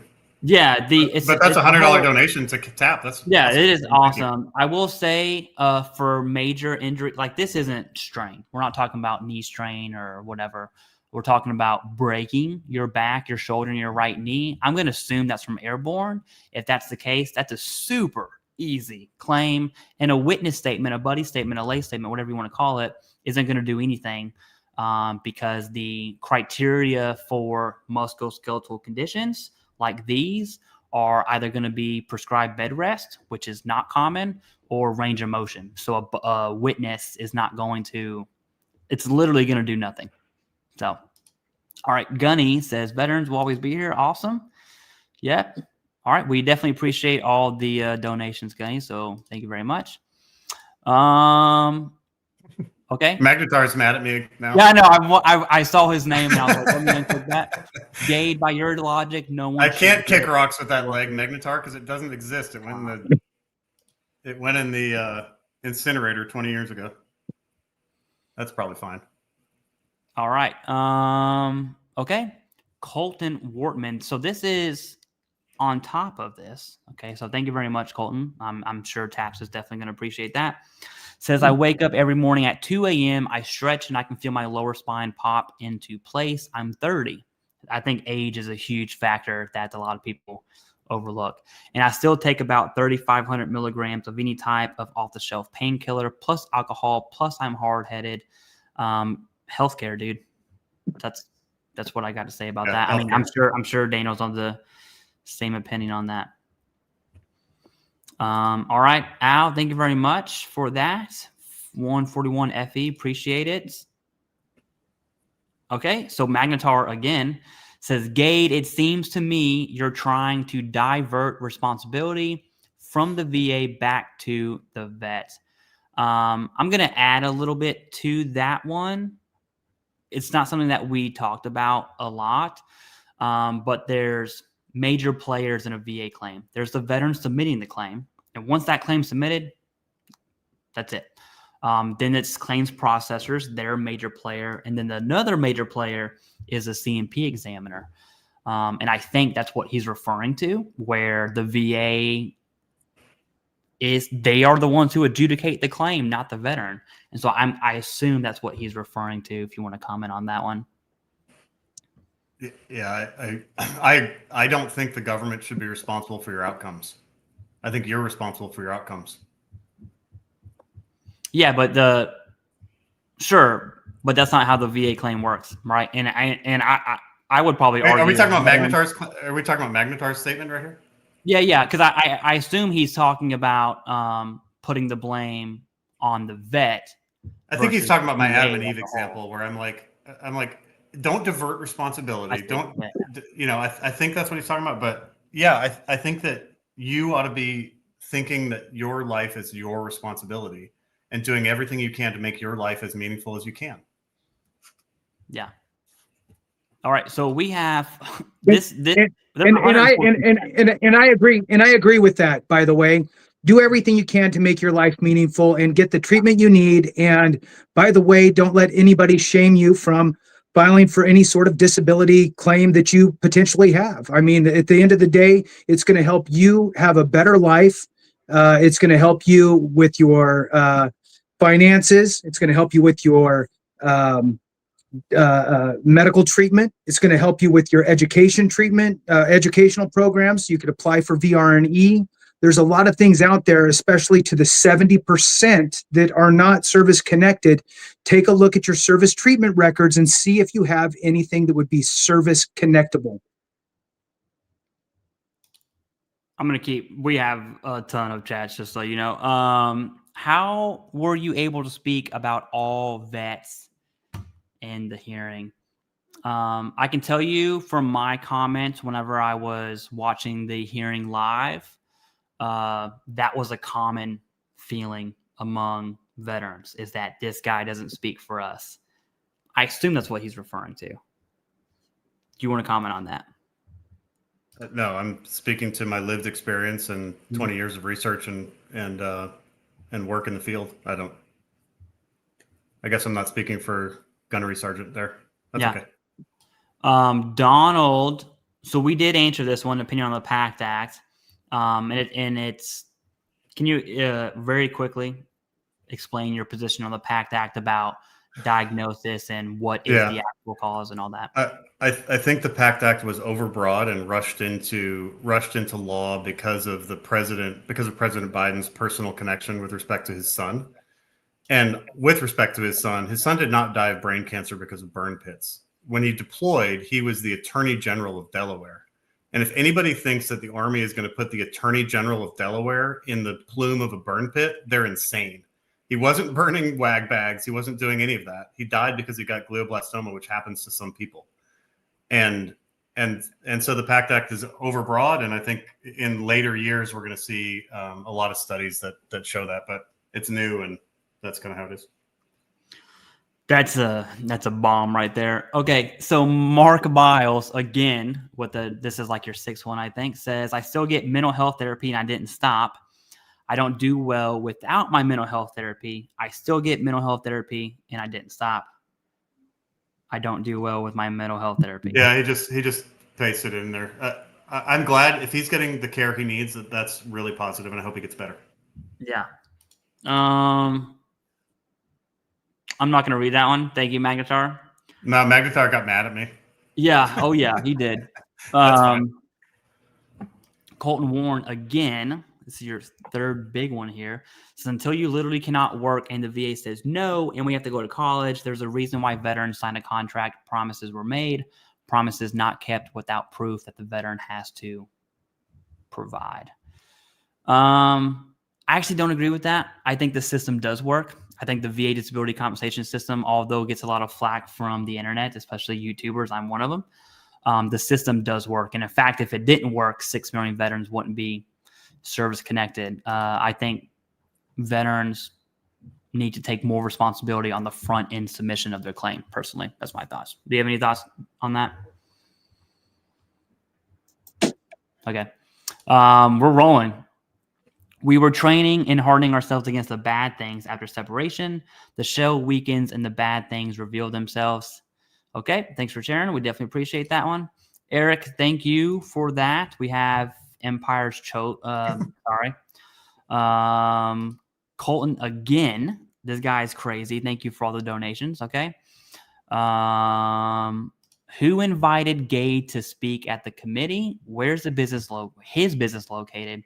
Is it the recipient of government contracts? I understand you're not obligated to answer that one, so say skip if you want. If not, no, that one's fine. So the Senate staff invited me, and I guess the chairman greenlighted me being invited, knowing my position on this. The headquarters of our company is in Huntsville, Alabama, and we have a variety of chem bio defense contracts with the Army, Navy, and Air Force. All right. None of them relying on service disabled veteran status, by the way. Lori, thank you very much for that. Appreciate that. She's one of our moderators. Tim says, case in point, why Mustangs are better. I have so many officer jokes that I did not say a single one for your sake. So, dude, I've got 100 of them myself. Right. I've never trusted. There we go. Solid. Okay.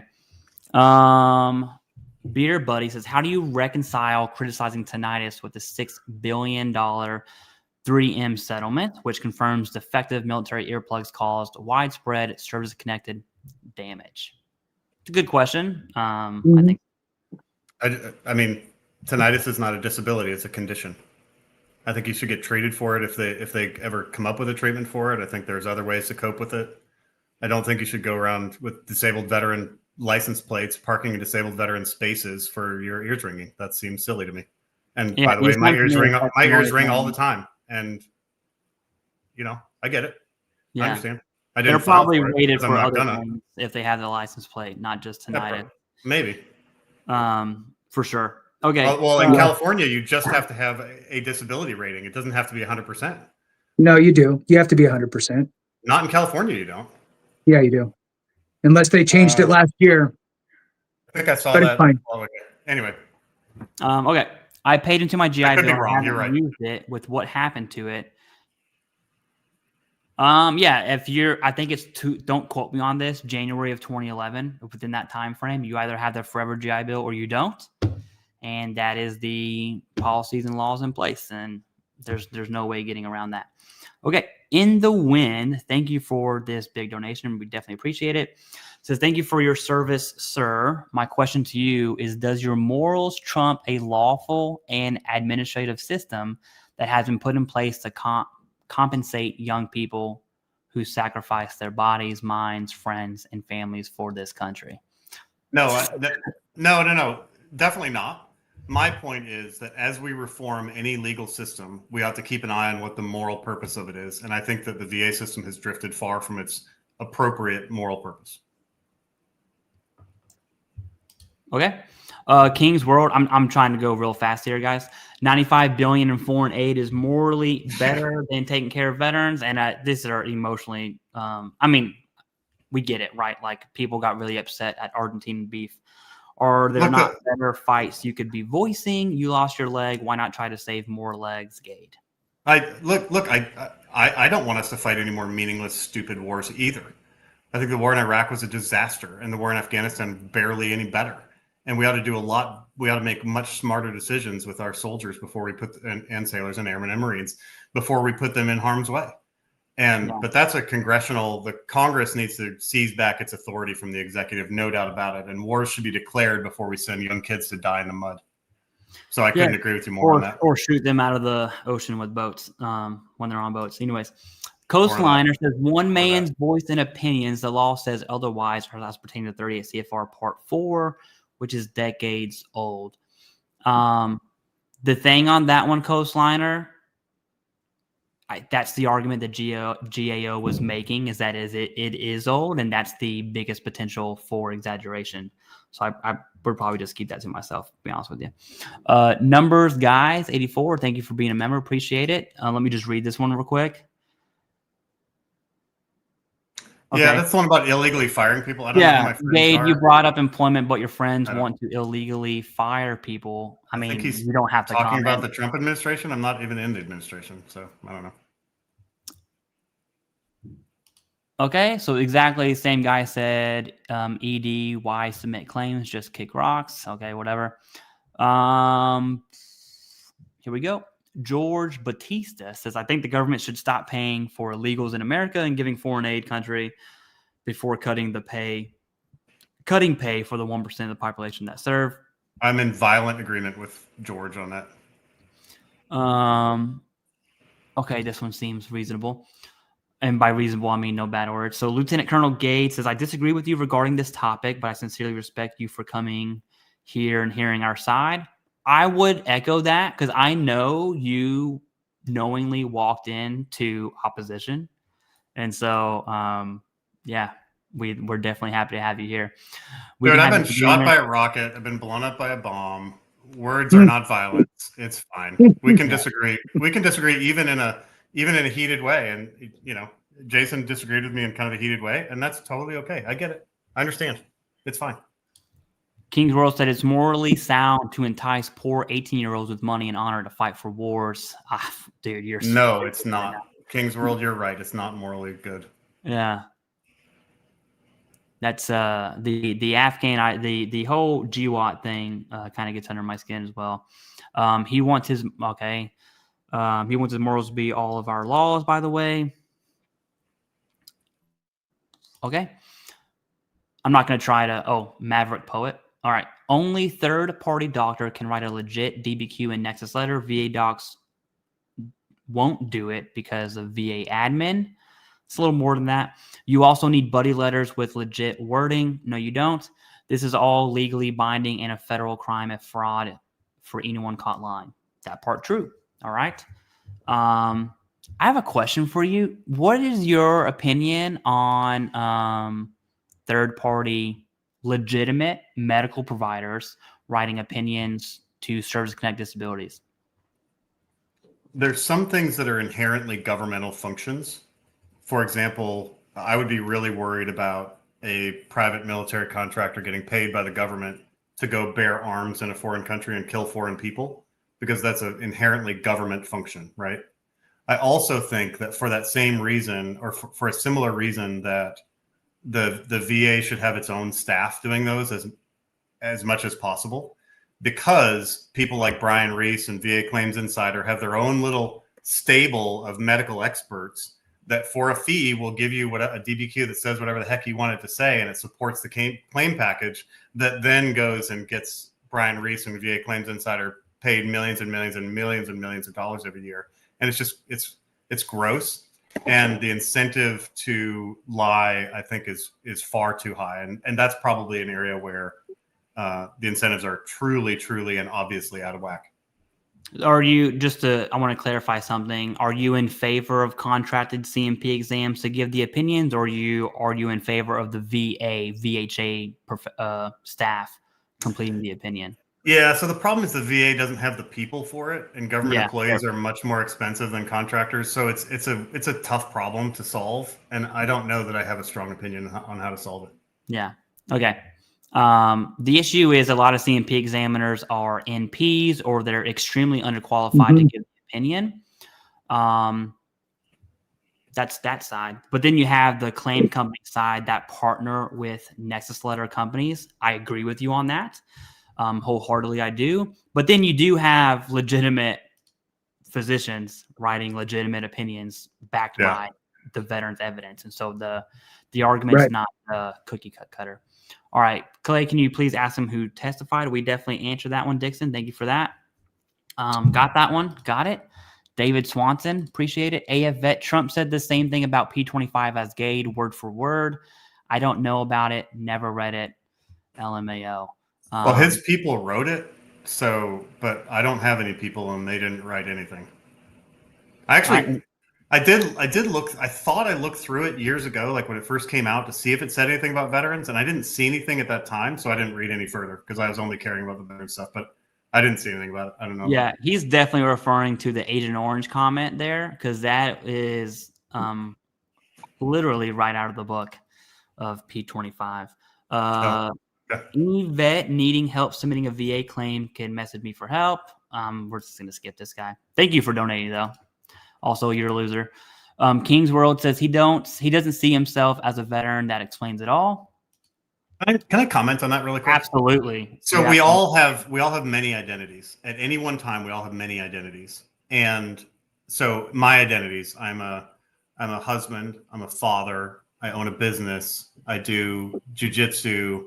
I'm a Christian. I should have listed that one first. There's like 8 different identities, and every identity is important in certain circumstances.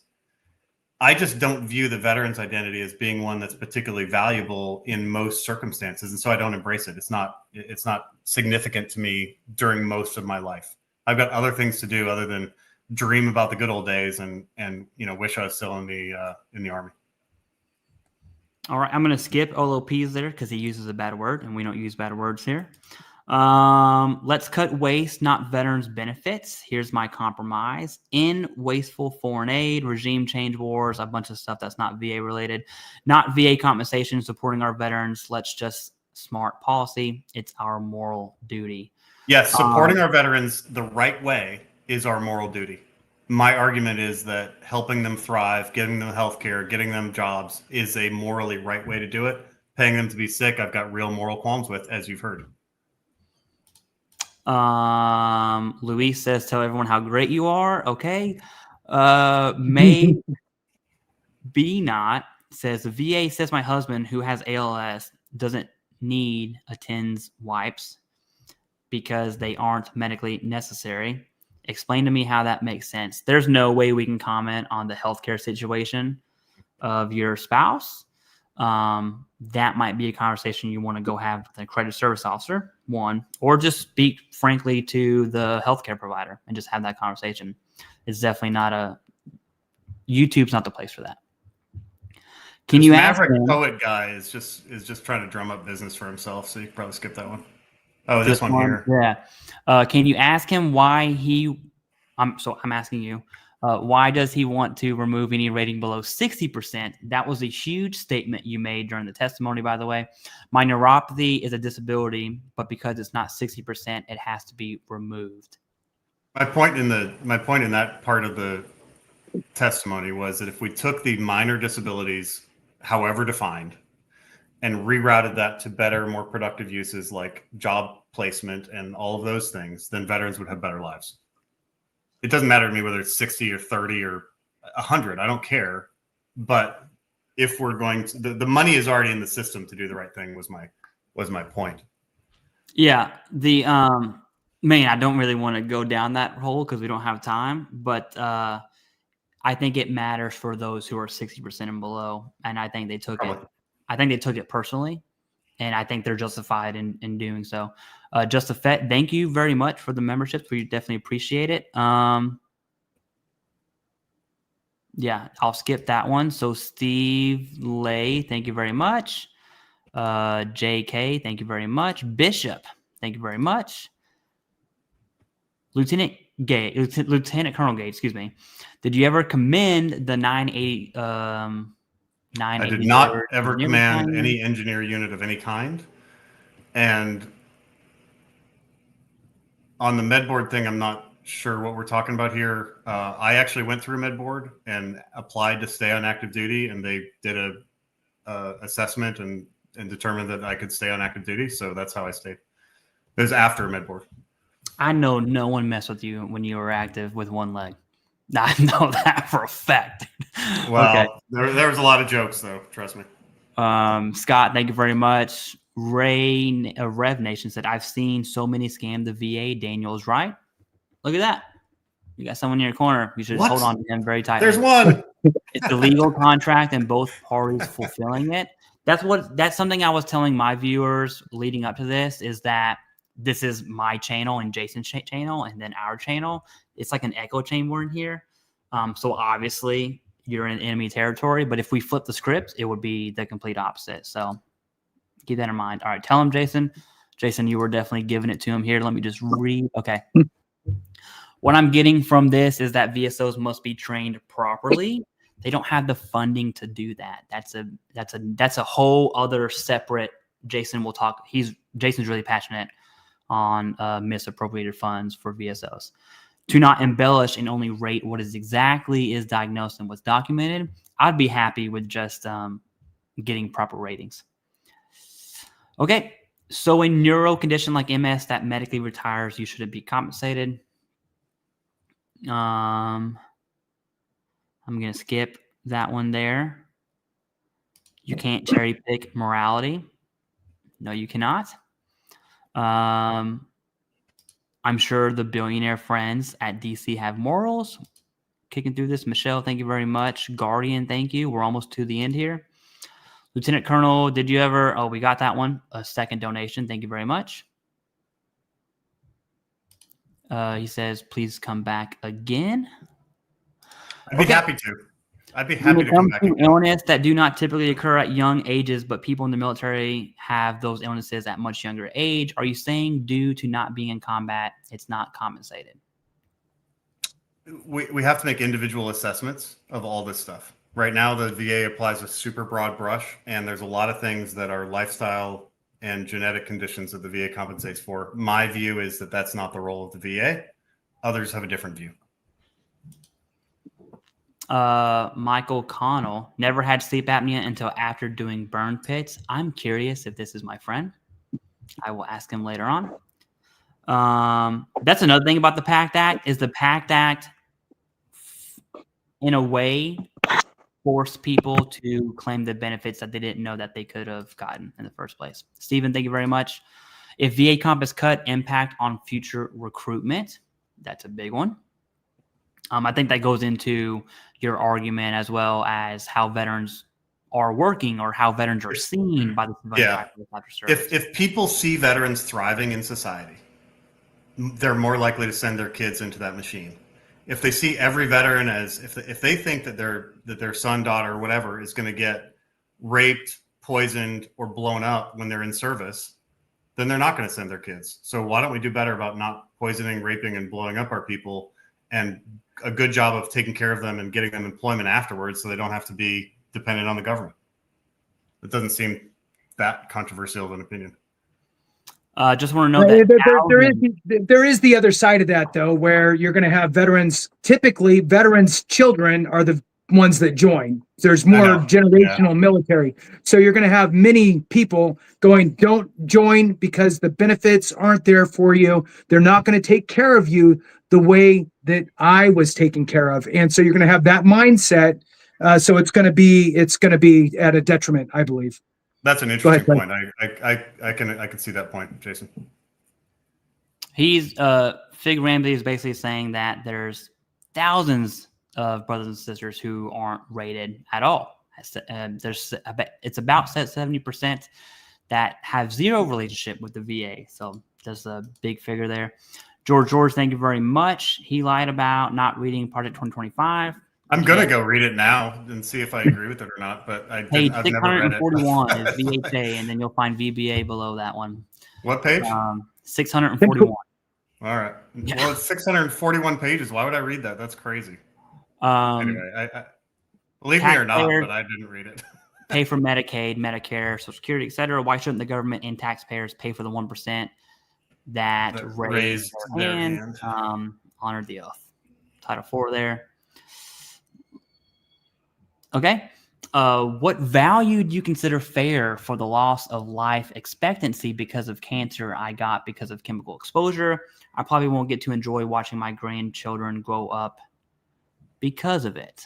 Talking about the extreme exposures and cancers there that are rare, but under the Pact Act. Yep. Shedding the gnar. I'm looking for big questions here.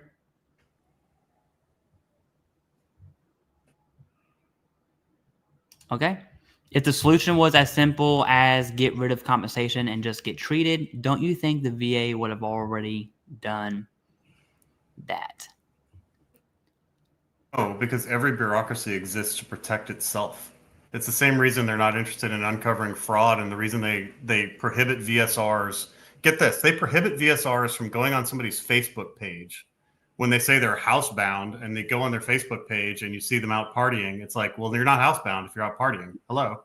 But the VSRs aren't allowed to say, actually, I Googled this guy and he's an athlete. He's a triathlete. He's not housebound. They're not allowed to do that. So there's tons of hear no evil, see no evil inside the VA. This one's a gotcha question. So just a heads up here. Dr. Gade, if a MST, which is military sexual trauma incident, involves a civilian rather than another service member, and it occurred off duty during the weekend, that's probably the biggest aspect here. Is your opinion that it is immoral for the vet to file the MST claim? Is this? I don't really understand the question. Is it like the person got attacked by a civilian? Is that what let's just say that they were off duty on a weekend and they got assaulted by a sexual trauma, or they experienced a sexual trauma during off-duty hours. Even in cases of sexual trauma, we know that the post-traumatic stress from that does not necessarily have to be a permanently disabling condition. There's tons of studies about this. There's lots and lots and lots of people who've experienced that, and with the proper help has gotten better. But the question though isn't really that. It's a little deeper than that. It's referring back to how your stance is only if it's caused by your military service. So this was not another military member that caused the sexual trauma. This was a civilian that caused it. So it's not military related. Mhm.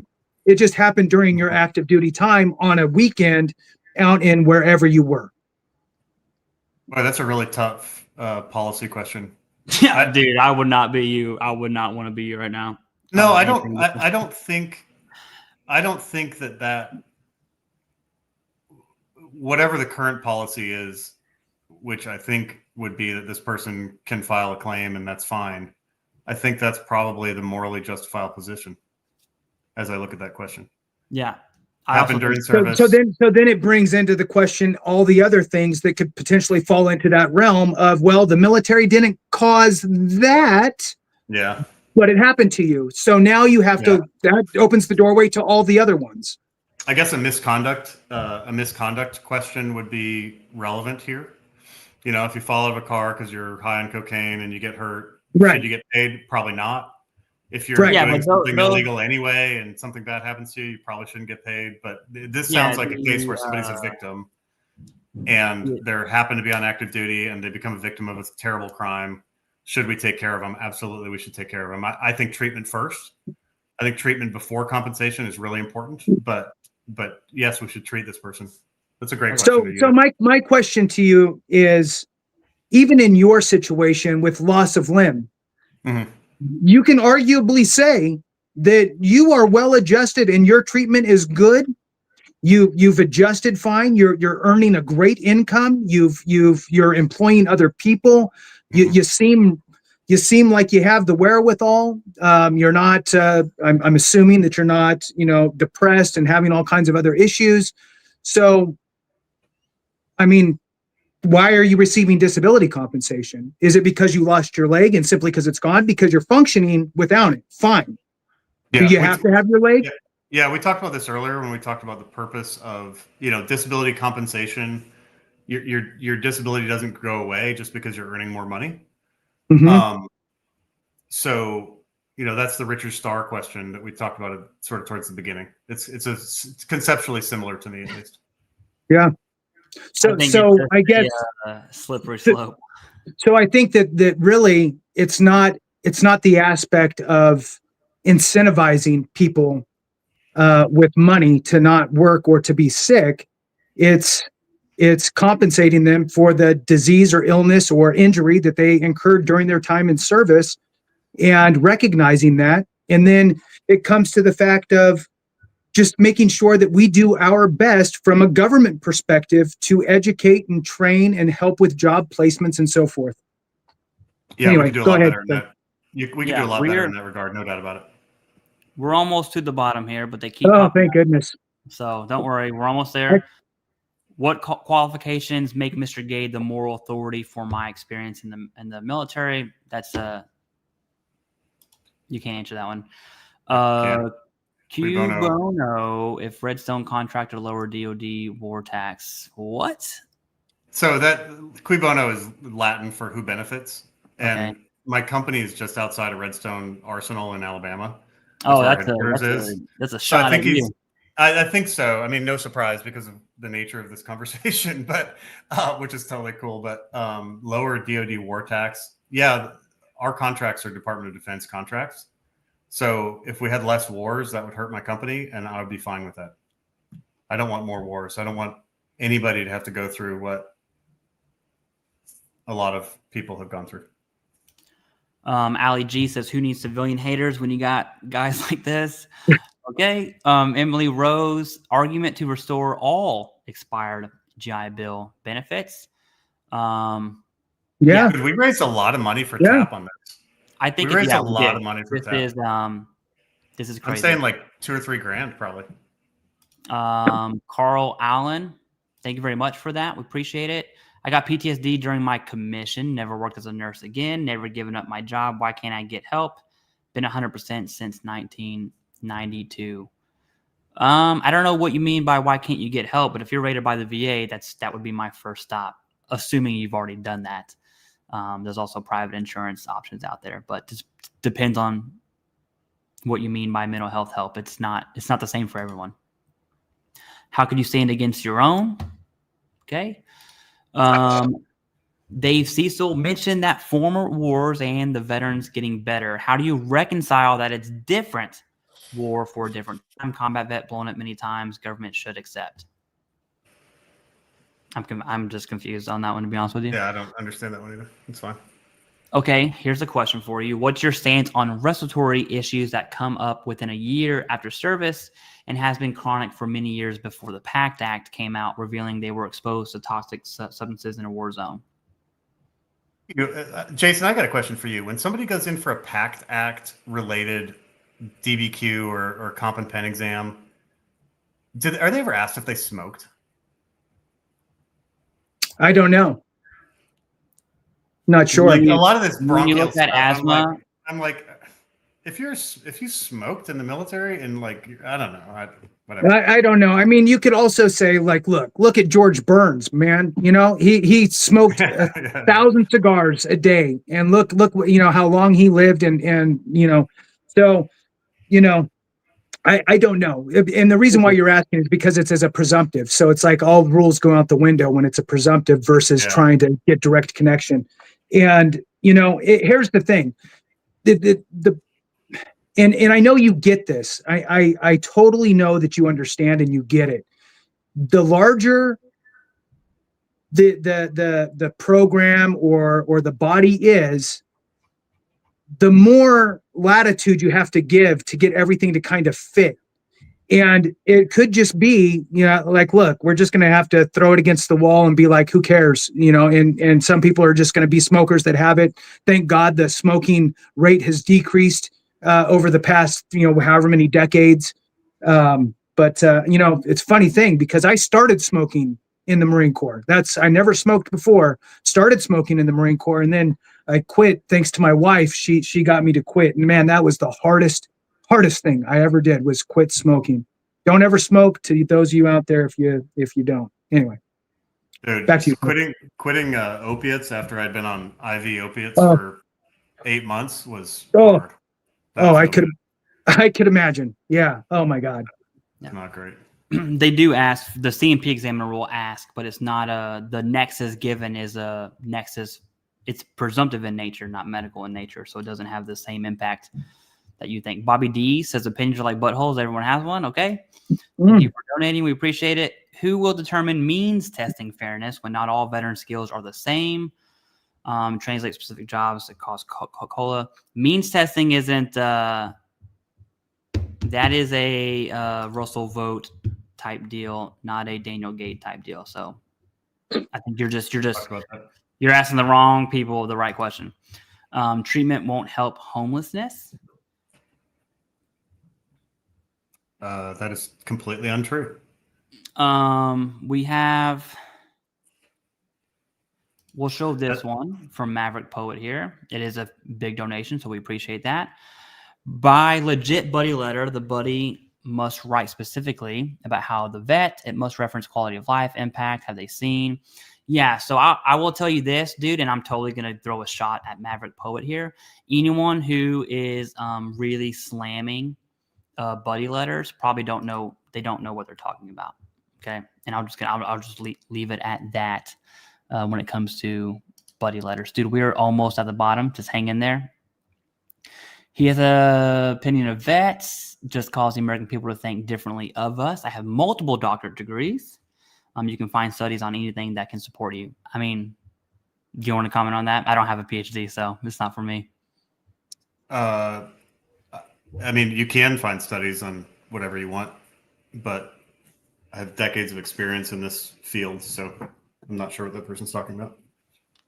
Gade, you speak as if you're a SME, a subject matter expert on mental health, without matching creds. I ask, are you only able to answer these questions using morality, or can you bring empirical evidence to the table? I think that's in reference to like a medical argument. If Guardian, if you email, I don't know if they can contact you, but if that person emails you and you can give them my email address, I'll send them a copy of this book, Wounding Warriors, that is heavily footnoted and talks about all the studies that you can possibly imagine. I'll just send you a copy. That's fine. I was going to say you can tell everyone your email, but then again, I would not do that. And so I take back that recommendation because you're just going to get You're gonna look. I don't. It's fine. I don't care. People say mean things and whatever. Doesn't matter. We signed contract, aiding breach contract moral. Okay. We're almost to the bottom here, guys. I feel morally obligated to read questions that people donated. And so we're just going to get through these. What jobs would be fitting? And are there 6 million spots open for veterans to fill them? That can be done with injury, job training, without jobs that pay a livable wage is just gaslighting. I think that's a good factor, to think about. What are your thoughts on that? Yeah, it's a big economy, and we ought to put our training dollars towards places where people can, earn meaningful income. One of the richest guys I know is a dude who, when he wants to go someplace and he gets in his private jet and goes, and he doesn't even have a college degree, and he started out in commercial installation. So yeah, you can make a life out of yourself if you look at what you need. Stephen Atkinson is mad. He said he got ignored last time he's going to donate. Sorry, Stephen. I'll go back up here in a second. You said Stephen Atkinson.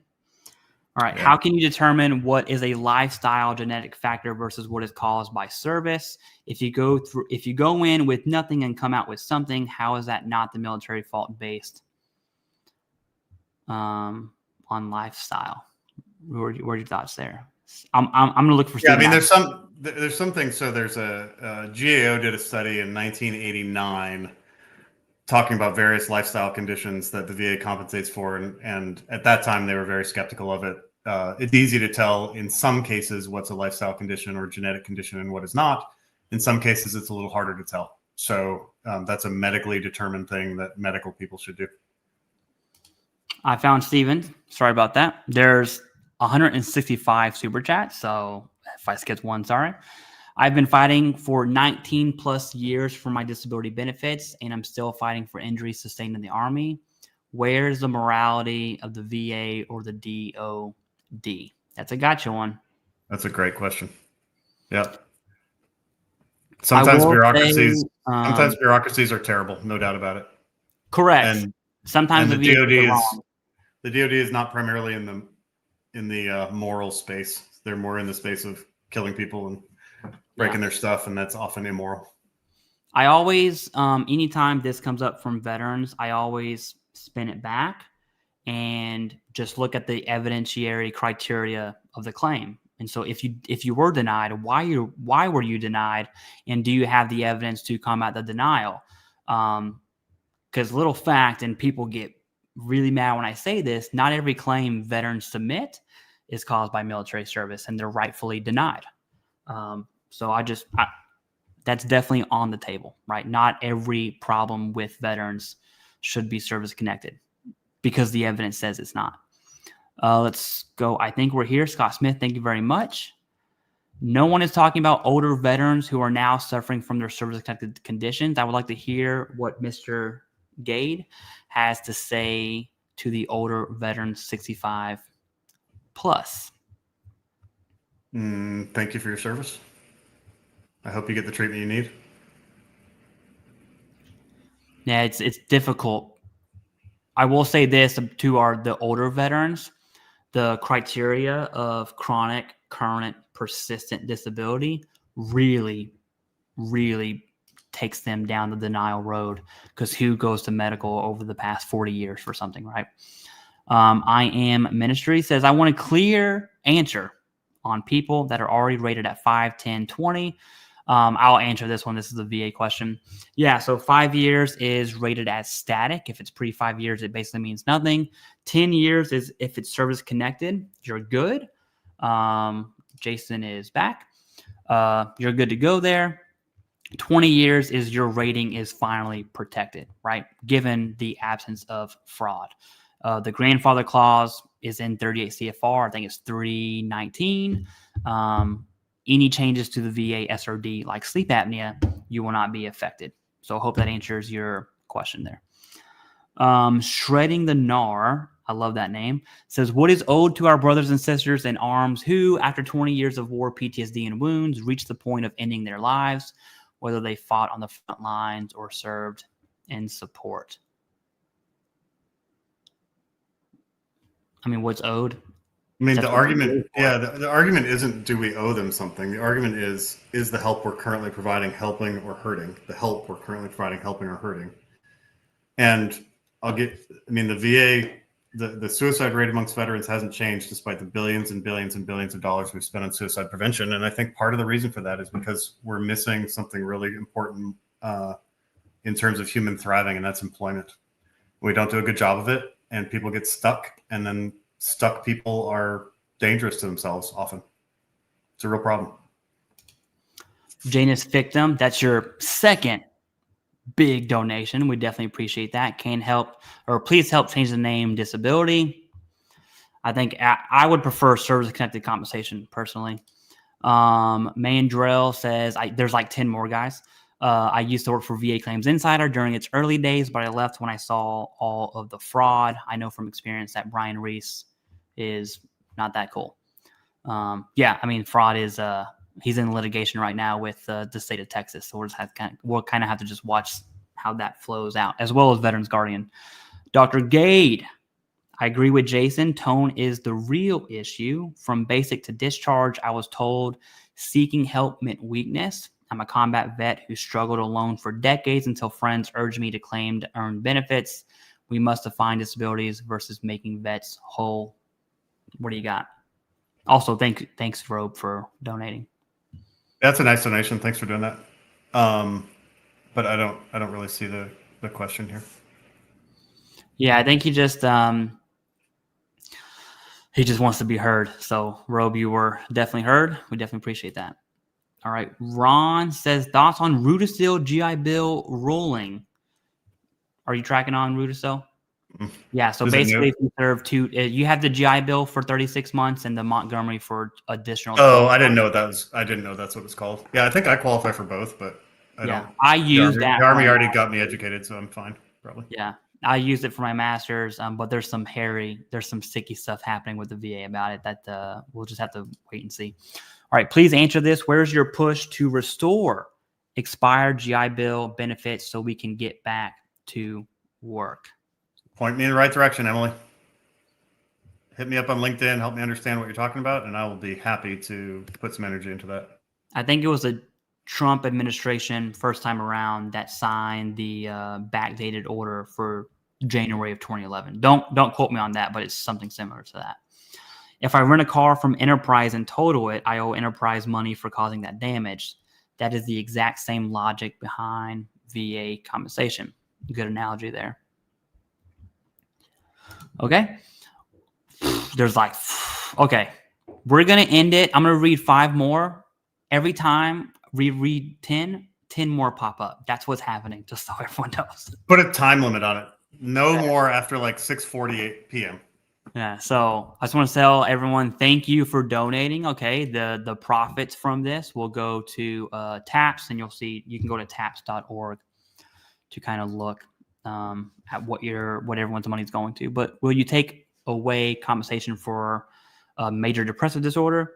I've seen people who I didn't know what MDD was for years, and they're still having issues about the suicide. Treatment only doesn't help combat homelessness. Mental health conditions, we ought to be focusing on treatment before we label somebody permanently and totally disabled. The message that you get if you have major depressive disorder, and you get a permanent and total disability compensation, the message that you're getting from the government is that you are permanently broken, and that sets a incredibly low expectation of improvement. And I think our systems should be stacked towards expectation for improvement. A very, very small percentage of individuals have a permanent designation on their disability compensation. It's a very small percentage. In fact, the vast majority are not permanent. Just want to throw that out there.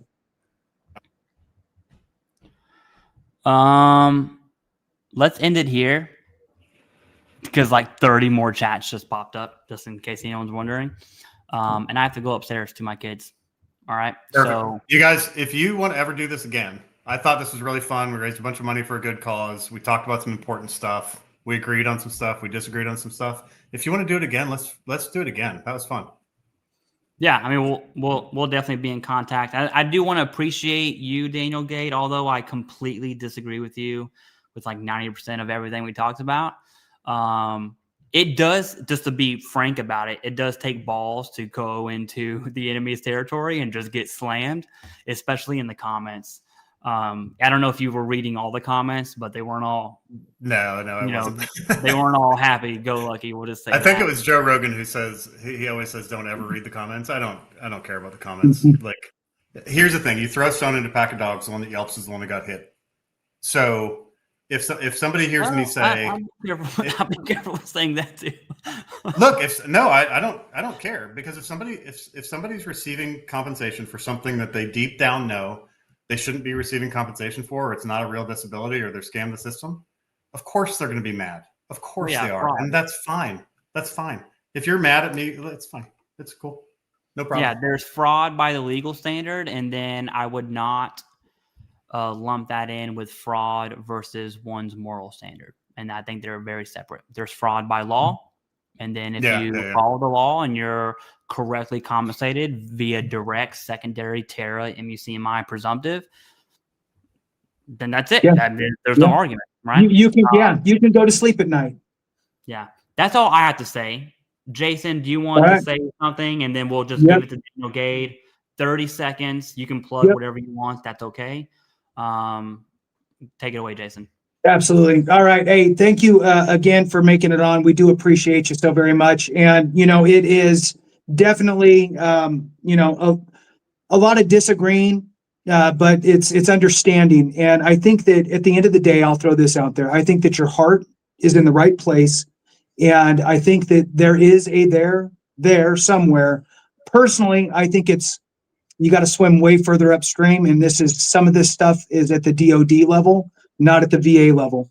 And I think that jointly we can really focus on that. And I'd be happy to lend whatever I can to help make changes at the Department of Defense. With that, we'll go ahead and let you see us out. Go ahead and say what you'd like to say. You got 30 seconds. Great. Yeah, I think I really appreciate you guys. I thought you were fair and forthright with me. I hope you're equally fair and forthright in the clips and super cuts and all the stuff you're going to do. This is the book that kind of outlines this stuff. I've asked these guys to link the Amazon on it. It lays this out, has a bunch of footnotes. General Mattis says it's a must read for those committed to caring for our veterans. A couple former VA secretaries wrote blurbs about it. I don't make any money on it. I literally make like 25 cents a book because Jeff Bezos takes it all. But that's the magnum opus. That's the full argument. And what you heard here today was a small subset of it. Yeah. All right. And Jason, take us away with your infamous. Right. Yeah. Hey, thanks everybody for watching. We really do appreciate you very much. Have a great one. And remember, if we don't take care of each other, something went wrong.